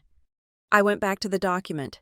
Under Objective 1, I typed, locks changed, camera active, evidence of intent to breach secured. Then I typed, Objective 2, financial firewall. This was the terrifying part. Money was the umbilical cord Vanessa used to feed her control and drain my father. I logged into the joint savings account, the one I had ignored for years. There was only $500 left in it, crumbs compared to what she had siphoned off, but it was the principle. I initiated a transfer. I moved the $500 to my new, secret account. Then, I went to the settings. I changed the password. I changed the security questions. What is your mother's maiden name? Old answer, Miller. New answer, Predator. What was the name of your first pet? Old answer, Buster. New answer, no contact. I knew this would trigger an alert on my father's end. I knew Vanessa would see the notification in the morning. Let her see it. Let her know that the door she used to walk through was now welded shut. I wasn't just closing an account. I was signaling that the era of access was over. I continued down the list. I pulled credit reports from all 3 bureaus. I placed a fraud alert on my Social Security number. I removed my father's name from emergency contact lists at my doctor, my dentist, and my HR department. Every click of the mouse felt like snipping a wire on a bomb. The next morning, I took the dossier to Marcus Thorne's office. The morning sun was hitting the glass of his window, but the mood inside was heavy. I sat across from him, my hands clasped on the table to keep them from shaking. My father is not just a bad parent. I told him, my voice steady. He is a vulnerable adult, and he is being harvested. Marcus leaned forward, his elbows on the desk.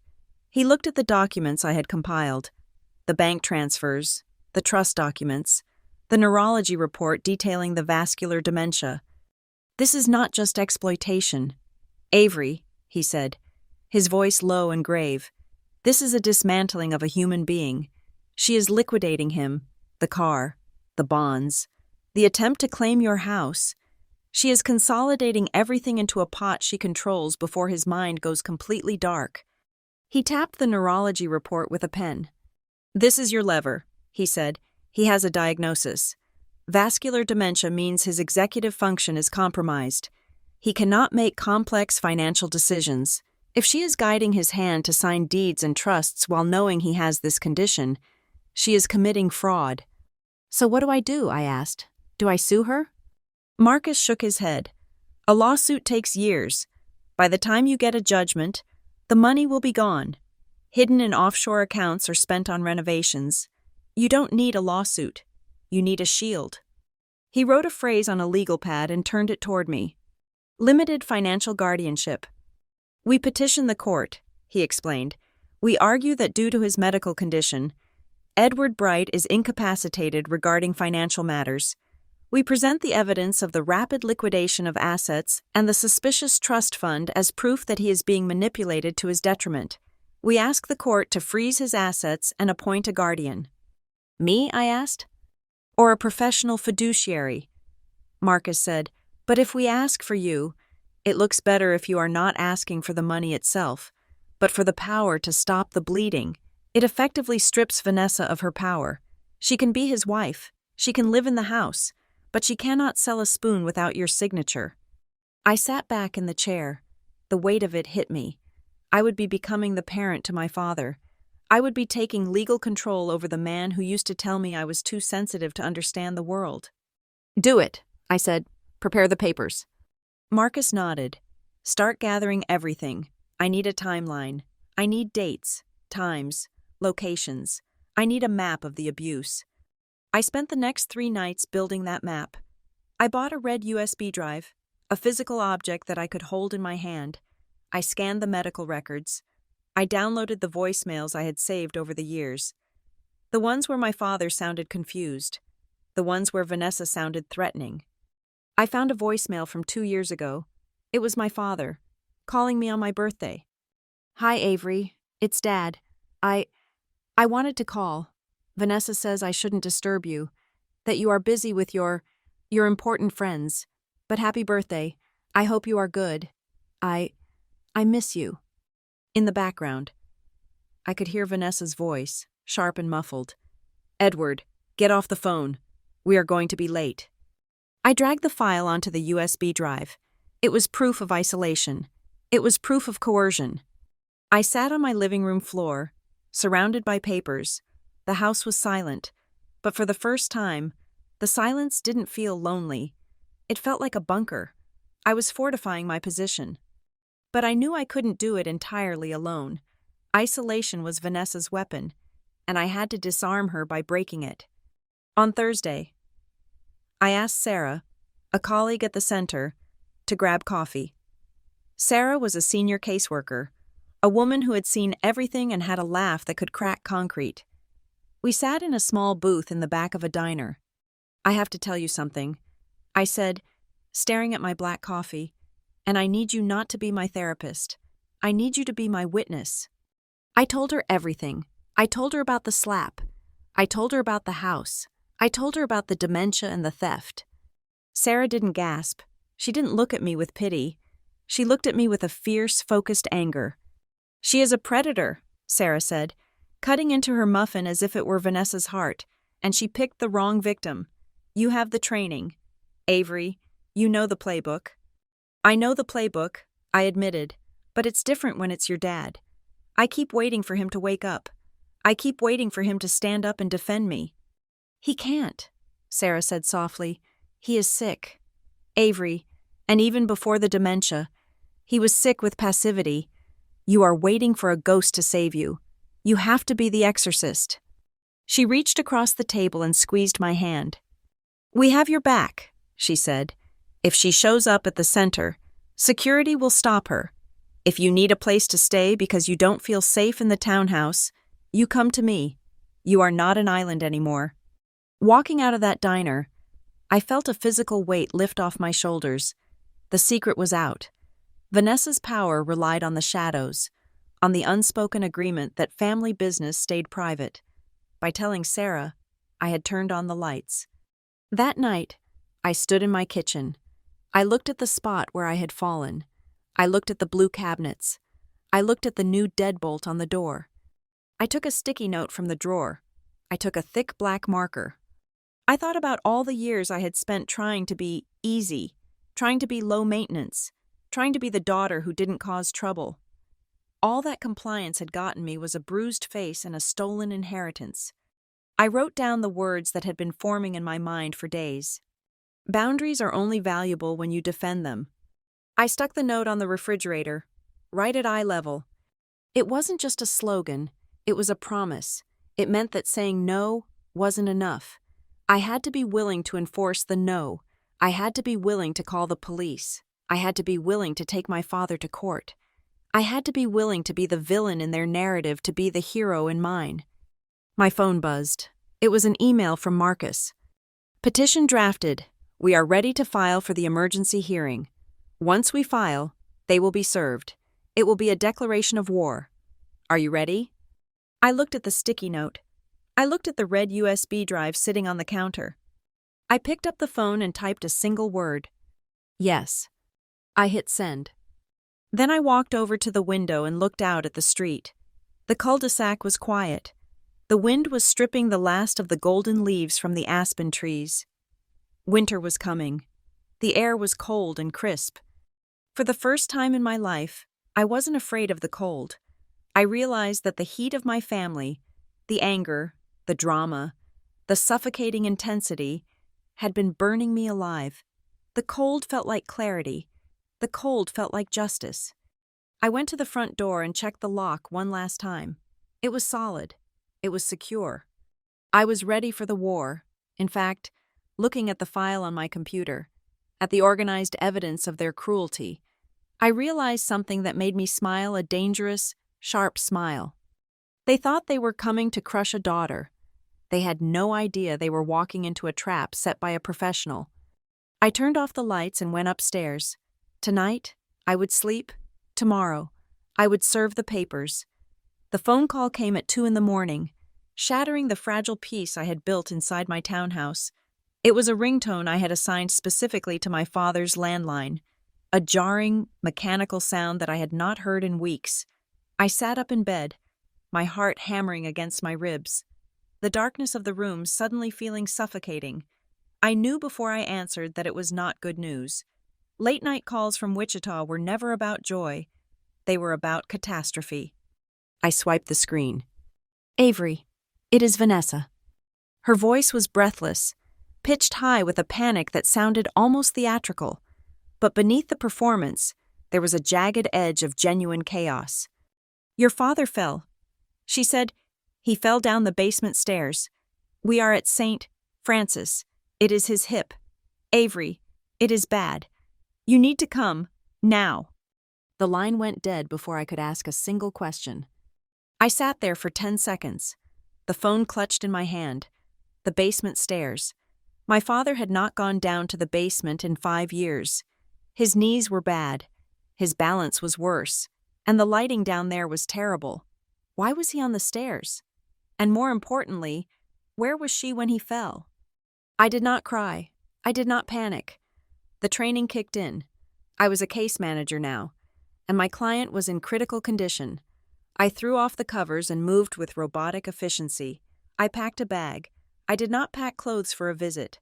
I packed for a siege. I put the red USB drive in the zippered inner pocket of my purse. I put the folder with the bank fraud documents in my laptop case. I put the printed text messages in my coat pocket. I drove to the airport in the dark, the empty highway stretching out like a black ribbon. I booked the first flight to Wichita on my phone while waiting at a red light. $600 for a one-way ticket. I paid it without blinking. This was the war budget. The flight was a blur of gray clouds and turbulence. I stared out the window, watching the landscape change from the mountains of Colorado to the flat, brown expanse of Kansas. I felt like a soldier returning to a battlefield I had fled. Only this time, I was not coming back to surrender. I was coming back to end it. When I walked into the surgical waiting room at St. Francis Hospital, the scene was exactly as I had predicted. Vanessa had set the stage. She was sitting in the corner, surrounded by 3 women I recognized from their church. She was wearing a tracksuit that looked just disheveled enough to suggest an emergency, but her makeup was intact. She was holding a tissue to her nose, her shoulders shaking. The women were patting her back, murmuring words of comfort, casting sympathetic glances at the devoted, terrified wife. I walked in, my boots clicking loudly on the linoleum floor. The sound cut through the murmur of the room. Vanessa looked up, her eyes widened for a fraction of a second, not with relief, but with calculation.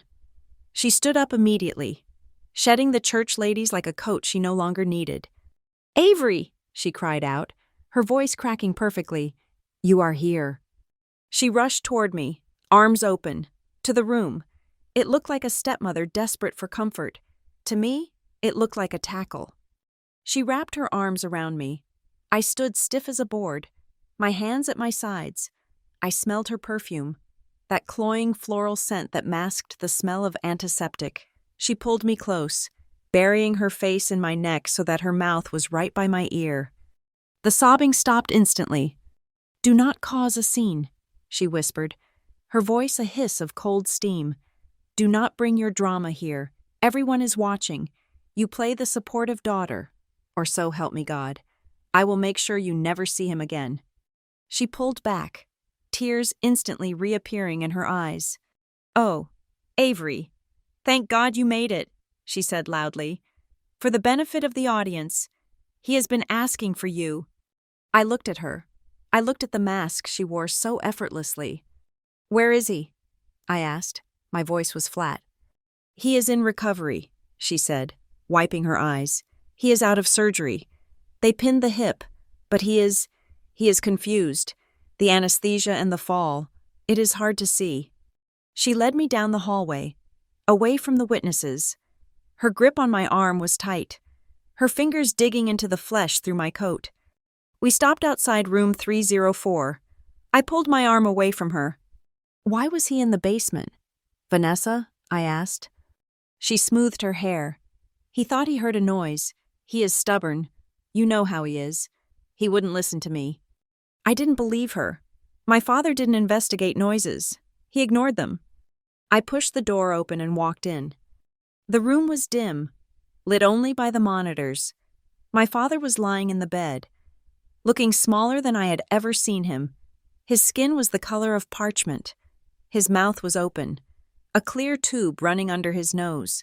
His left leg was elevated, wrapped in thick bandages. I walked to the side of the bed. My chest tightened, a physical ache that had nothing to do with anger and everything to do with grief. This was the man who had taught me to ride a bike. This was the man who used to peel oranges for me in one long strip. And now, he was this frail, broken thing, harvested for his assets and left to fall down a flight of stairs. I reached out and took his hand. It felt cold and dry, like paper. "Dad?" I whispered. His eyelids fluttered. He let out a low groan. Slowly, painfully. His eyes opened. They were hazy, swimming with drugs and confusion. He looked at the ceiling. Then he looked at the window. And finally, his gaze drifted to me. He blinked. For a moment, I thought he didn't know who I was. "Avery?" he croaked. "I am here, Dad," I said. I squeezed his hand. He frowned. He looked at my face. He looked at my eyes. And then, the loop in his brain reset to its default setting, the groove worn deep by years of avoidance. "Why are you crying?" he asked. His voice was weak, barely a whisper. I froze. The question hung in the air between us, heavy with history. In the past, that question was a gaslighting tactic. It was his way of telling me my emotions were invalid. It was his way of ignoring the slap, the insult, the hurt. But looking at him now, I realized something terrifying. He wasn't gaslighting me. He literally didn't know. His brain was so fragmented, so lost in the fog of dementia and trauma, that he couldn't process context. He saw a face he associated with trouble, and he asked the question he always asked. Tears pricked my eyes, hot and sudden, but I did not let them fall. I could not afford to be the crying daughter today. I had to be the guardian. I leaned in close. I kept my voice steady, stripping it of all emotion. "I am not crying. Dad," I said clearly. He blinked, confused. "You're not?" "No." I said, "I am not crying. I am here to help you. You fell. You are in the hospital." He looked panic-stricken for a moment. "I fell?" "Yes, but you are going to be okay." From the doorway, a shadow moved. Vanessa stepped into the room. She didn't look at him. She looked at me. "Avery, can I speak to you for a second?" she said. "It is urgent." I looked at my father. He was closing his eyes again, drifting back into the narcotic sleep. I let go of his hand and followed her out. She didn't stop just outside the door. She walked down the corridor, past the nurse's station, to a small alcove near the vending machines. It was secluded. It was quiet. She turned around and reached into her oversized purse. She pulled out a blue folder. "We need to handle the logistics," she said, her voice brisk and businesslike. "The hospital needs authorization for his rehabilitation transfer, and the insurance is being difficult." She thrust the folder at me. "I need you to sign this as a witness," she said. "Since you are here, it will speed things up." I took the folder. I opened it. It wasn't a transfer form. It wasn't an insurance claim. It was a durable power of attorney document, a new one. I scanned the legal text. It granted Vanessa Bright unrestricted and total authority over all financial assets, real estate, and banking instruments belonging to Edward Bright. It had a clause that explicitly revoked any previous powers of attorney. It had a clause that allowed for the gifting of assets to the agent. It was a license to steal everything that was left. I looked up at her. My heart was pounding, but my hands were steady. "This isn't for his rehab," I said. "This is for his money." Vanessa's eyes narrowed. "Don't start with me. Avery, I need to pay the bills. I need to manage the accounts while he is incapacitated. You have no idea how expensive this care is going to be. I know exactly how much money was in his accounts before you drained them last week," I said. The color drained from her face. It was the first time I had ever seen her truly caught off guard. "Excuse me?" she stammered. "I know about the $12,000. Vanessa," I said, my voice low and hard. "I know about the Mustang. I know about the bonds. And I know you tried to list my house on his financial statement." She stepped closer, invading my personal space. Her face twisted, the mask of the grieving wife falling away to reveal the predator beneath. "You have been snooping," she hissed. "You ungrateful little spy." "I am not signing this," I said. I closed the folder and held it against my chest. "In fact, I am keeping it." "Give it to me," she demanded. She reached for it, her nails scratching the back of my hand. I stepped back. "No." Vanessa looked around. The hallway was empty. She lowered her voice to a dangerous growl. "You think you are so smart," she said. "You think you can come here and dictate terms? You are nothing. You are a guest. If you don't sign that paper, I will make sure the hospital bans you from the room. I will tell them you are agitating him. I will tell them you are unstable." She took another step. "And if you think that little slap in your kitchen was bad," she whispered, leaning in, "wait until you see what I can do when I'm really angry. You are in my town now. Avery." I felt the cold rush of adrenaline. It was the moment. She had said it. She had acknowledged the violence. I slipped my hand into my pocket. My thumb found the volume button on my phone. I had set it to start recording with a double click. I clicked it twice. "Are you threatening me?" "Vanessa?" I asked, keeping my voice loud enough to be clear on the microphone, but quiet enough not to alert the nurses yet. "Are you threatening to hit me again, like you did at my house?" She sneered. "I will do whatever I have to do to protect this family from you. You are a cancer. Avery, you always have been. Now give me the damn papers or I will drag you out of here myself." She lunged for the folder again. I stepped sideways. I held the folder up. "I am not signing," I said, "and if you continue to pressure me, or if you try to make him sign this while he is on narcotics, I will report you for financial coercion." Vanessa laughed. A short, sharp bark. "Who are you going to report me to? The police? They won't care. It is a civil matter." "I am going to report you to the hospital," I said. I turned on my heel and walked away. She shouted after me, "Avery, you come back here." I didn't look back. I walked fast. I walked past room 304. I walked past the nurse's station. I walked straight toward the sign that said Social Services, Case Management. My legs were shaking. My breath was coming in short. Sharp gasps. I felt like I was going to vomit. But I didn't stop. I reached the office at the end of the hall. The door was open. A woman with glasses and a messy bun was sitting at a desk, typing on a computer. Her nameplate read, Linda Klein, LCSW. I walked into the office. Linda looked up. "Can I help you?" I took a deep breath. I pulled the phone out of my pocket and stopped the recording. I placed the folder with the power of attorney on her desk. I reached into my bag and pulled out the red USB drive and the folder with the bank fraud documents. "My name is Avery Bright," I said. "My father is in room 304. He has vascular dementia and he just came out of surgery." Linda stopped typing. She swiveled her chair to face me. I looked her in the eye.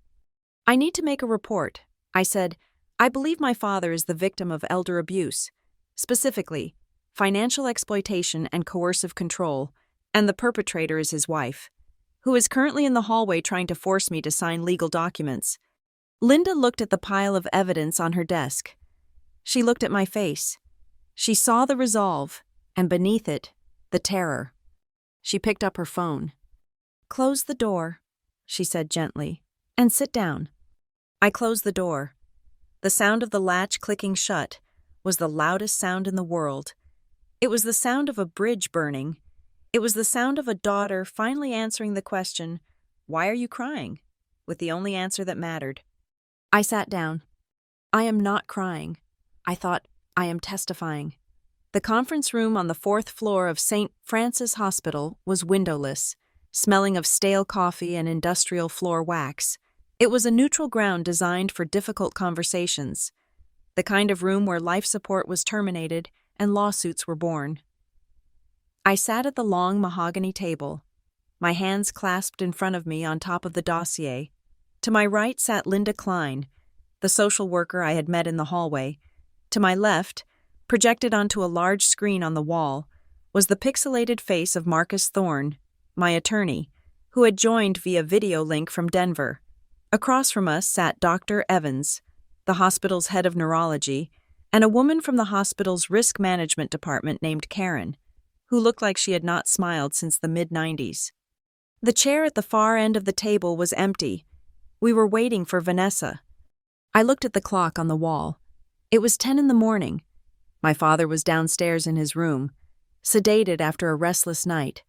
I had spent the last 6 hours sitting in a plastic chair by his bed, watching him sleep, listening to the rattle of his breath. I had not slept. I was running on caffeine and the cold. Hard clarity of survival. Karen cleared her throat. She shuffled the papers in front of her. "We are here to discuss the discharge plan and legal guardianship for Edward Bright," she said, her voice devoid of inflection. "Given the conflict that occurred in the hallway yesterday and the allegations of abuse, the hospital has placed a temporary hold on any changes to his care plan." The screen on the wall flickered. A new window popped up. Vanessa appeared. She was sitting in what looked like her lawyer's office. The background was a wall of leather-bound books that looked too pristine to be read. She was wearing a black blouse, modest and severe. Her hair was pulled back. She wore no makeup, a calculated choice to make her look haggard and grieving. Next to her sat a man in a sharp gray suit with a smile that did not reach his eyes. This was Richard Sterling, the family attorney my father had paid for, now weaponized against his daughter. "Can you hear us?" Sterling asked. His voice boomed through the conference room speakers. "We can hear you," Karen said. Vanessa looked at the camera. Her eyes found mine instantly, even through the digital compression. I felt the heat of her glare. It was a look of pure, unadulterated hatred, quickly masked by a wobbly chin and a sniffle. "I cannot believe we are doing this," Vanessa said, her voice trembling. "My husband is lying in a hospital bed, in pain, and his daughter is dragging us through a legal circus. I should be by his side holding his hand, not talking to lawyers." "Ms. Bright, please," Karen said. "We need to establish the facts." Sterling cut in. "The facts are simple. Mrs. Bright is the wife. She has a valid power of attorney. She is the primary caregiver. This allegation of financial abuse is a fabrication by an estranged daughter who is upset about a family dispute. We demand that the hospital recognize Mrs. Bright's authority immediately so she can transfer her husband to a rehabilitation facility of her choosing." I looked at Marcus on the screen. He gave a slight nod. It was my turn. I opened the dossier. I did not look at Vanessa. I looked at Dr. Evans.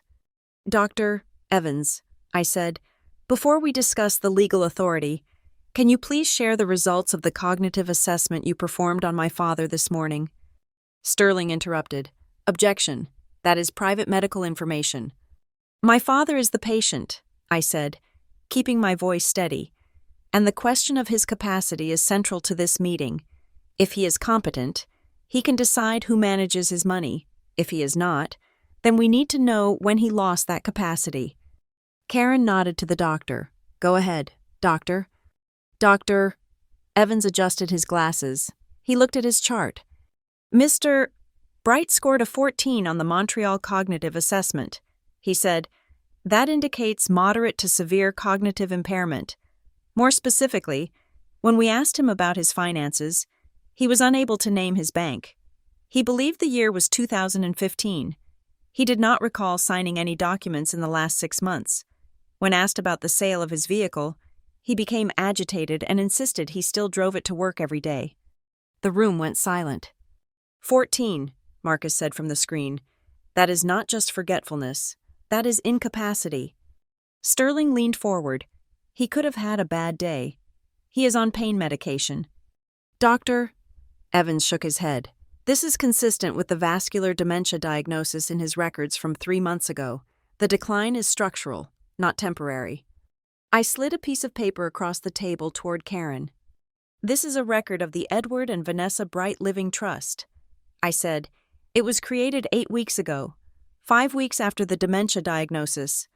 My father signed over his assets to this trust at a time when, according to Dr. Evans, he likely did not know what year it was.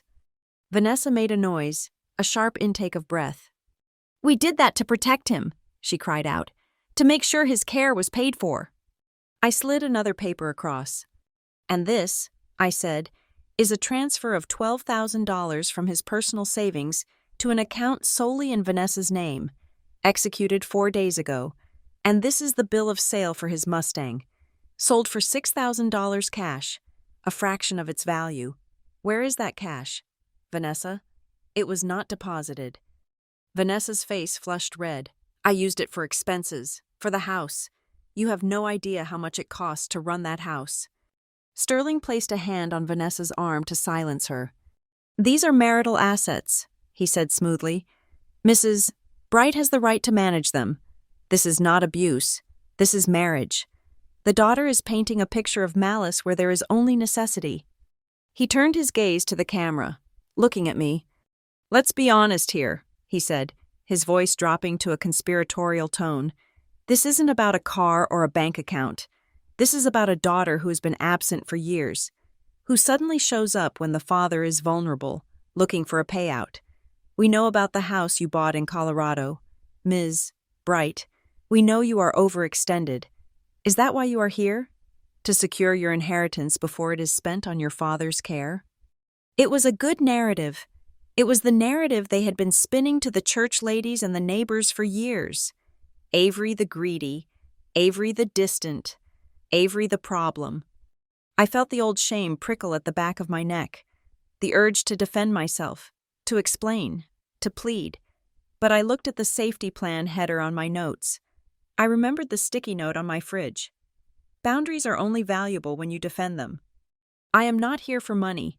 I said, I have a job. I have a home. I am here because my father is terrified. Vanessa scoffed. Terrified? He loves me. He relies on me.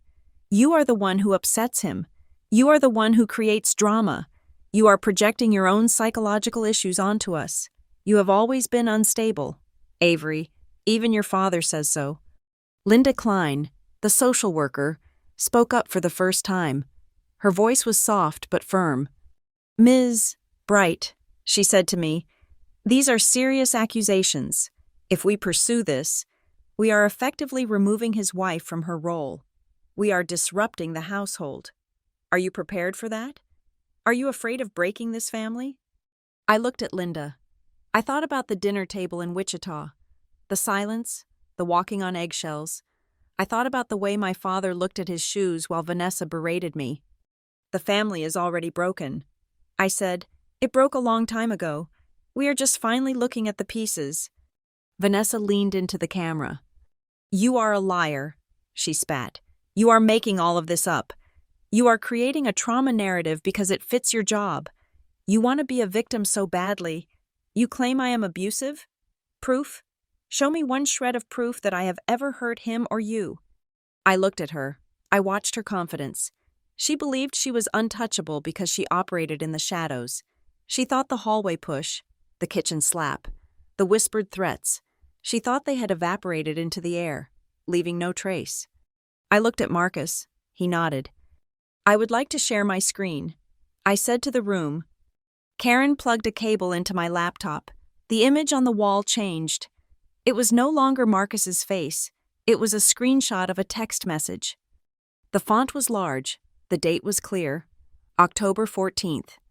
Avery, I hope you are icing your face. I feel terrible that my hand slipped like that. We were both so heated and emotional. I was just trying to get your attention and gesture, and it connected wrong.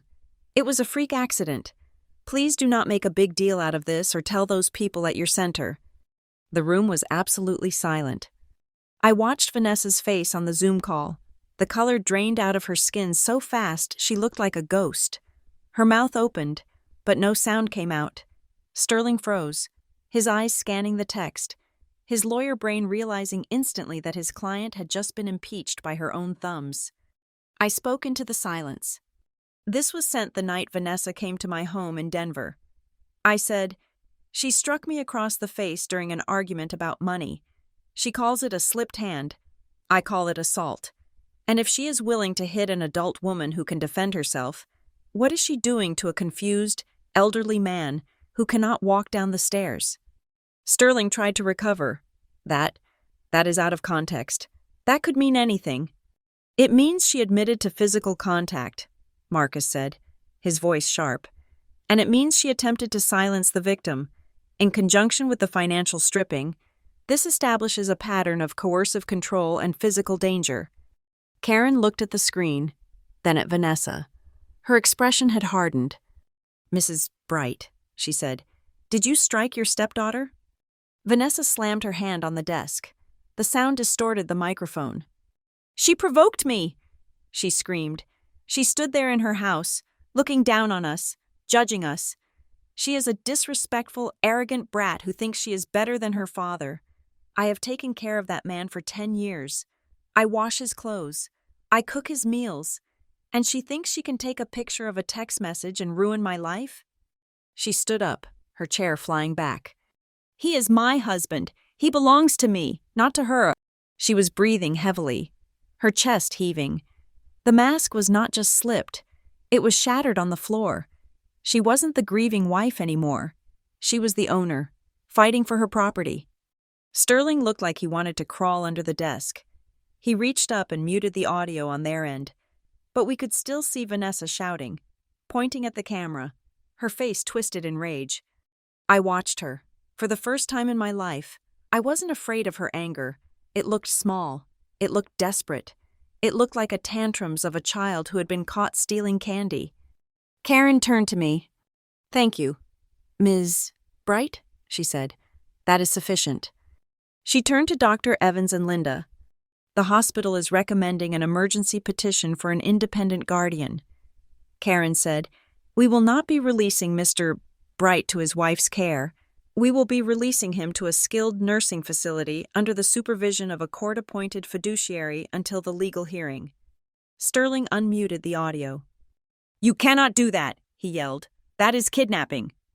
"It is protective custody," Karen said calmly. "Our priority is the patient, and right now, the patient's environment is deemed unsafe." Vanessa pushed her face into the camera lens. "Avery!" she screamed. "You will pay for this. You don't want him. You just want the money. You are going to leave him to rot in a nursing home just to spite me." I leaned forward toward the microphone. I kept my voice low, the voice I used for clients who were spiraling. "I don't want a cent, Vanessa," I said. "The court can oversee every penny. I don't care if the money goes to the nursing home, to the doctors, or to a charity. I just care that it doesn't go to you." I paused. "I don't need his money. I have my own. I just need him to be safe." Vanessa stared at me. For a second, I saw real confusion in her eyes.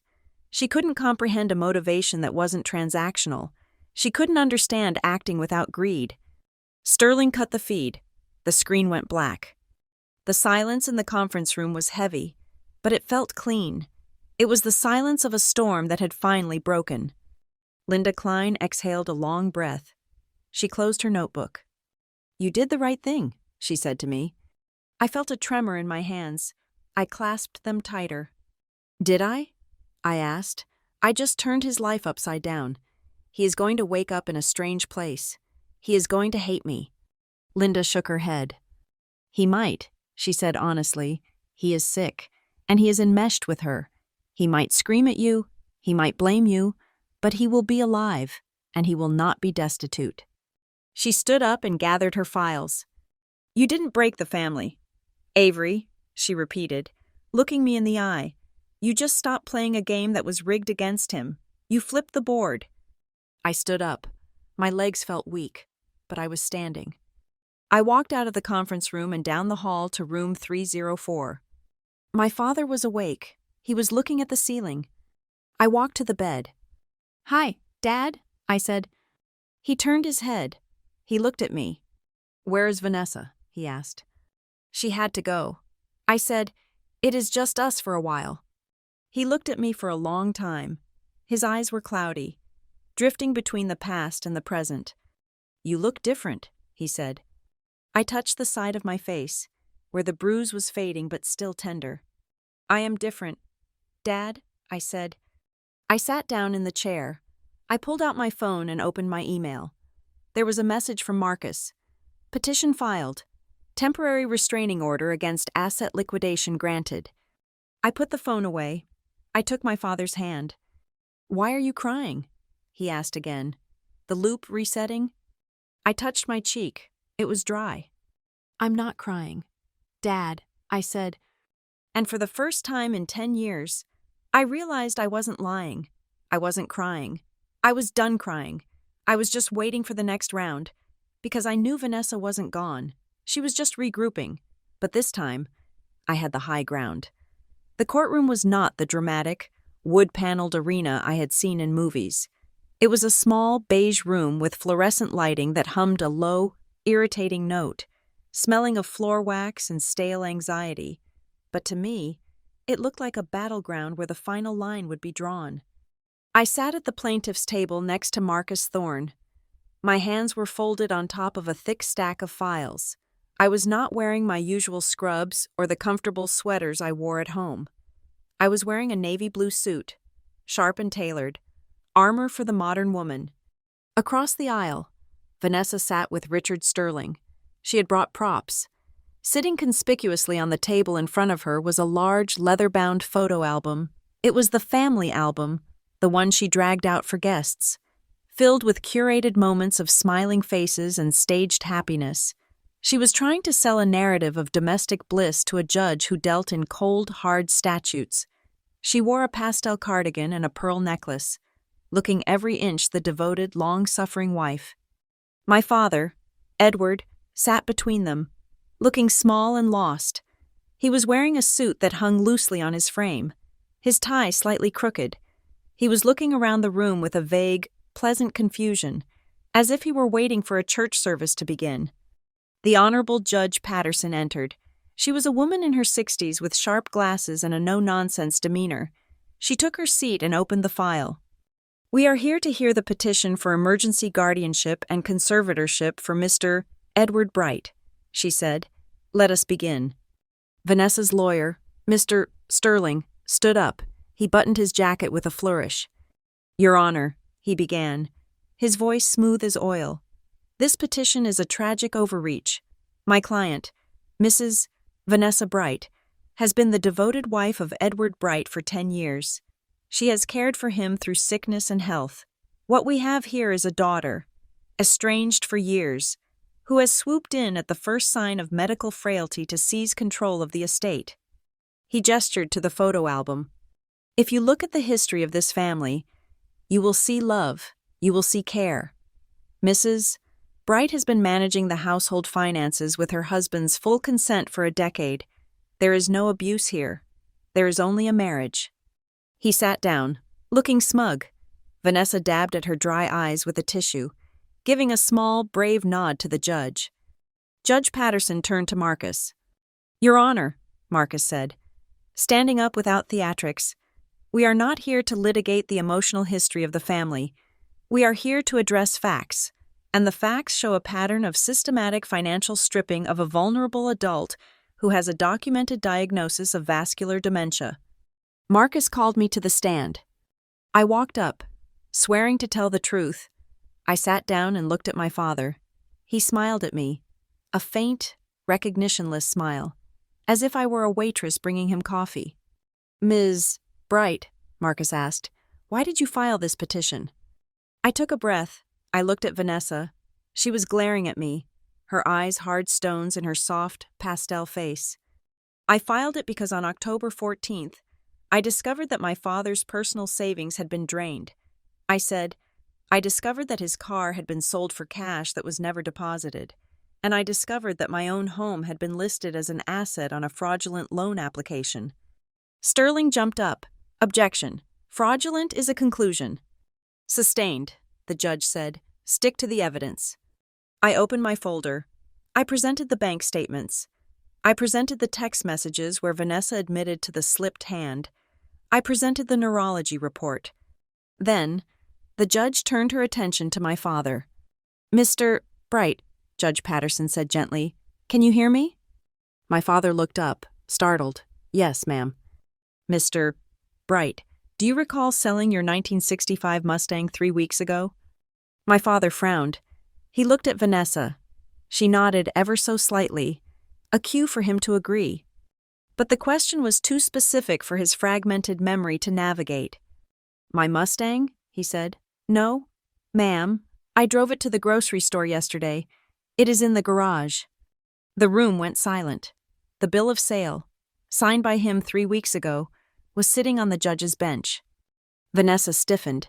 She leaned over and whispered something frantically in his ear. Mr. Sterling, the judge barked. Control your client. No coaching. The judge looked at my father again. Mr. Bright, do you know what a living trust is? My father smiled. It is for the family. Vanessa takes care of it. She is very good with the bills. Do you know how much money is in that trust, Mr. Bright? He laughed, a nervous, hollow sound. Oh, I don't worry about the numbers. Vanessa says we are doing just fine. She says Avery. Avery is the one with the money problems. He pointed at me. She bought a house she can't afford, he said, reciting the script Vanessa had fed him. We have to help her. That is why we signed the papers. I felt a stab of pain in my chest, but I stayed silent. It was the proof we needed. He wasn't making decisions. He was repeating lines. Sterling stood up to cross-examine me. He walked toward the stand, his eyes narrowing. Ms. Bright, he said, you are asking the court to remove your father's wife from control. You are asking to be appointed guardian. If you win, you will have control over his assets. Is that correct? I am asking for an independent fiduciary. I corrected him. I don't want to touch the money. But you stand to inherit it eventually, don't you? Sterling pressed. If Vanessa spends it all on his care, there is nothing left for you. Isn't that why you are really here? To protect your inheritance? I looked at him. I thought about the townhouse I paid for with my own salary. I thought about the years of silence. I thought about the bruised cheek. I am here because I am a case manager for domestic violence victims, I said, my voice ringing clear in the small room.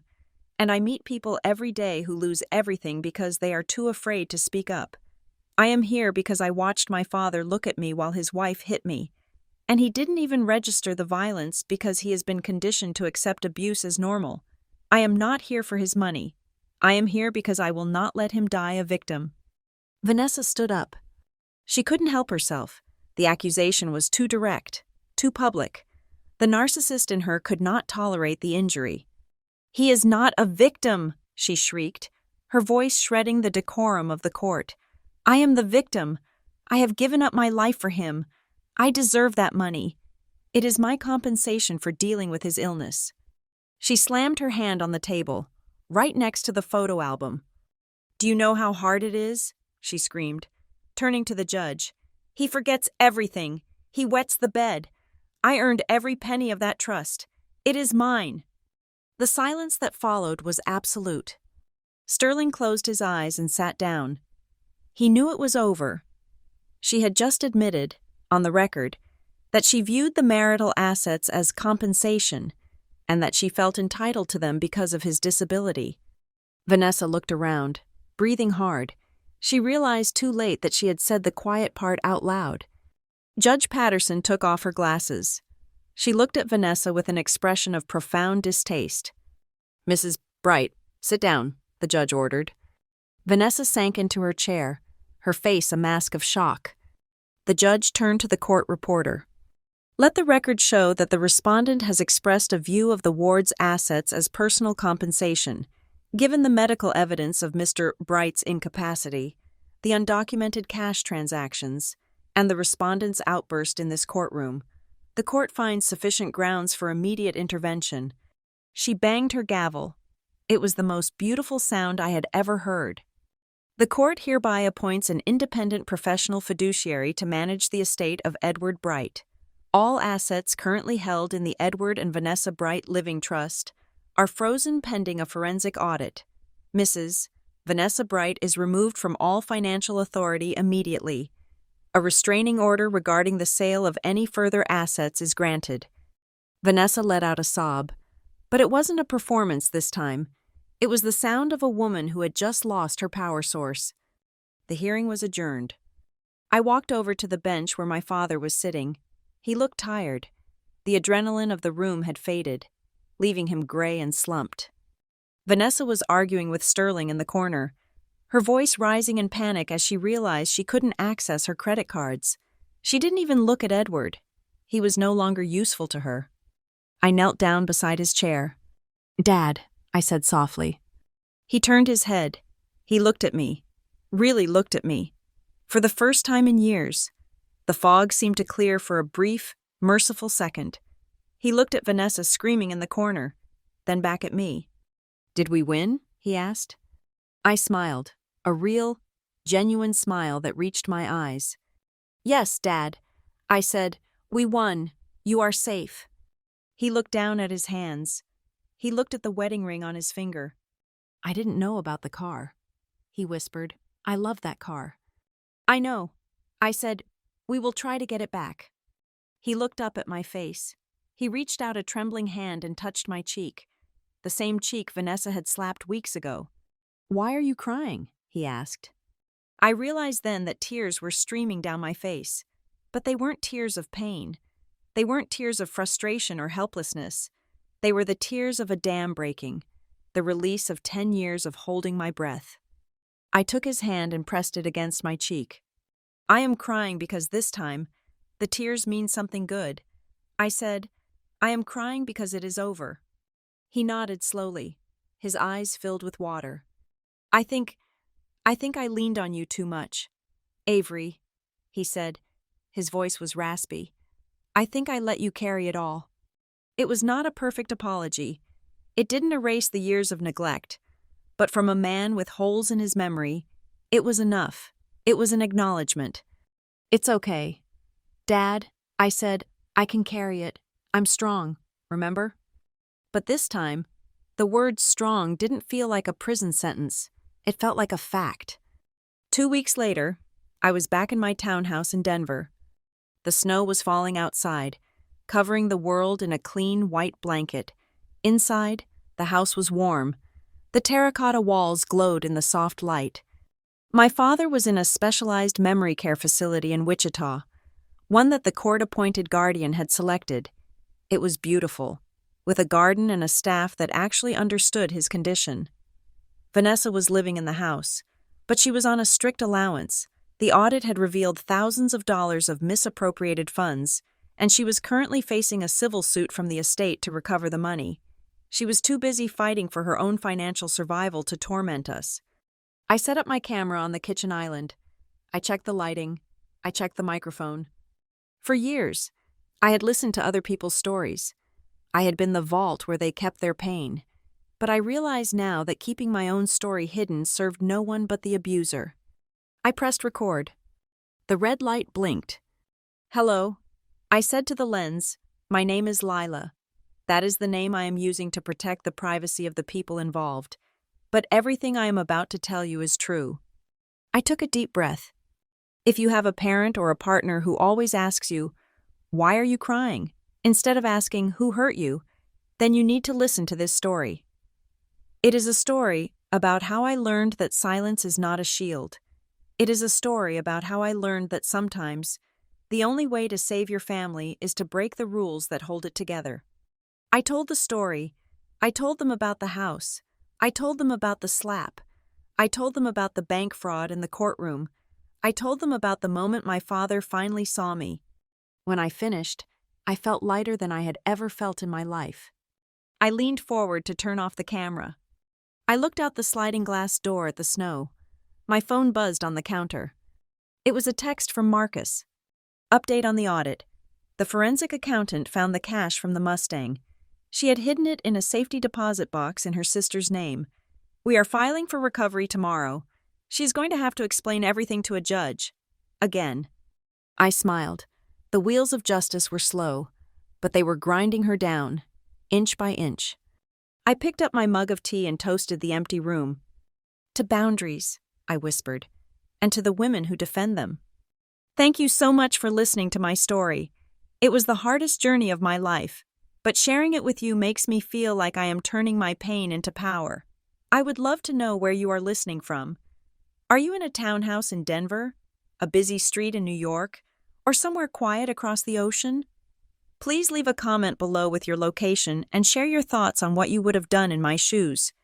If you believe that survivors deserve to be heard, please subscribe to the channel Lila Revenge Stories, like this video, and smash that hype button so this story can reach the millions of people who need to know they are not alone. Stay strong, and remember, you are the guardian of your own life.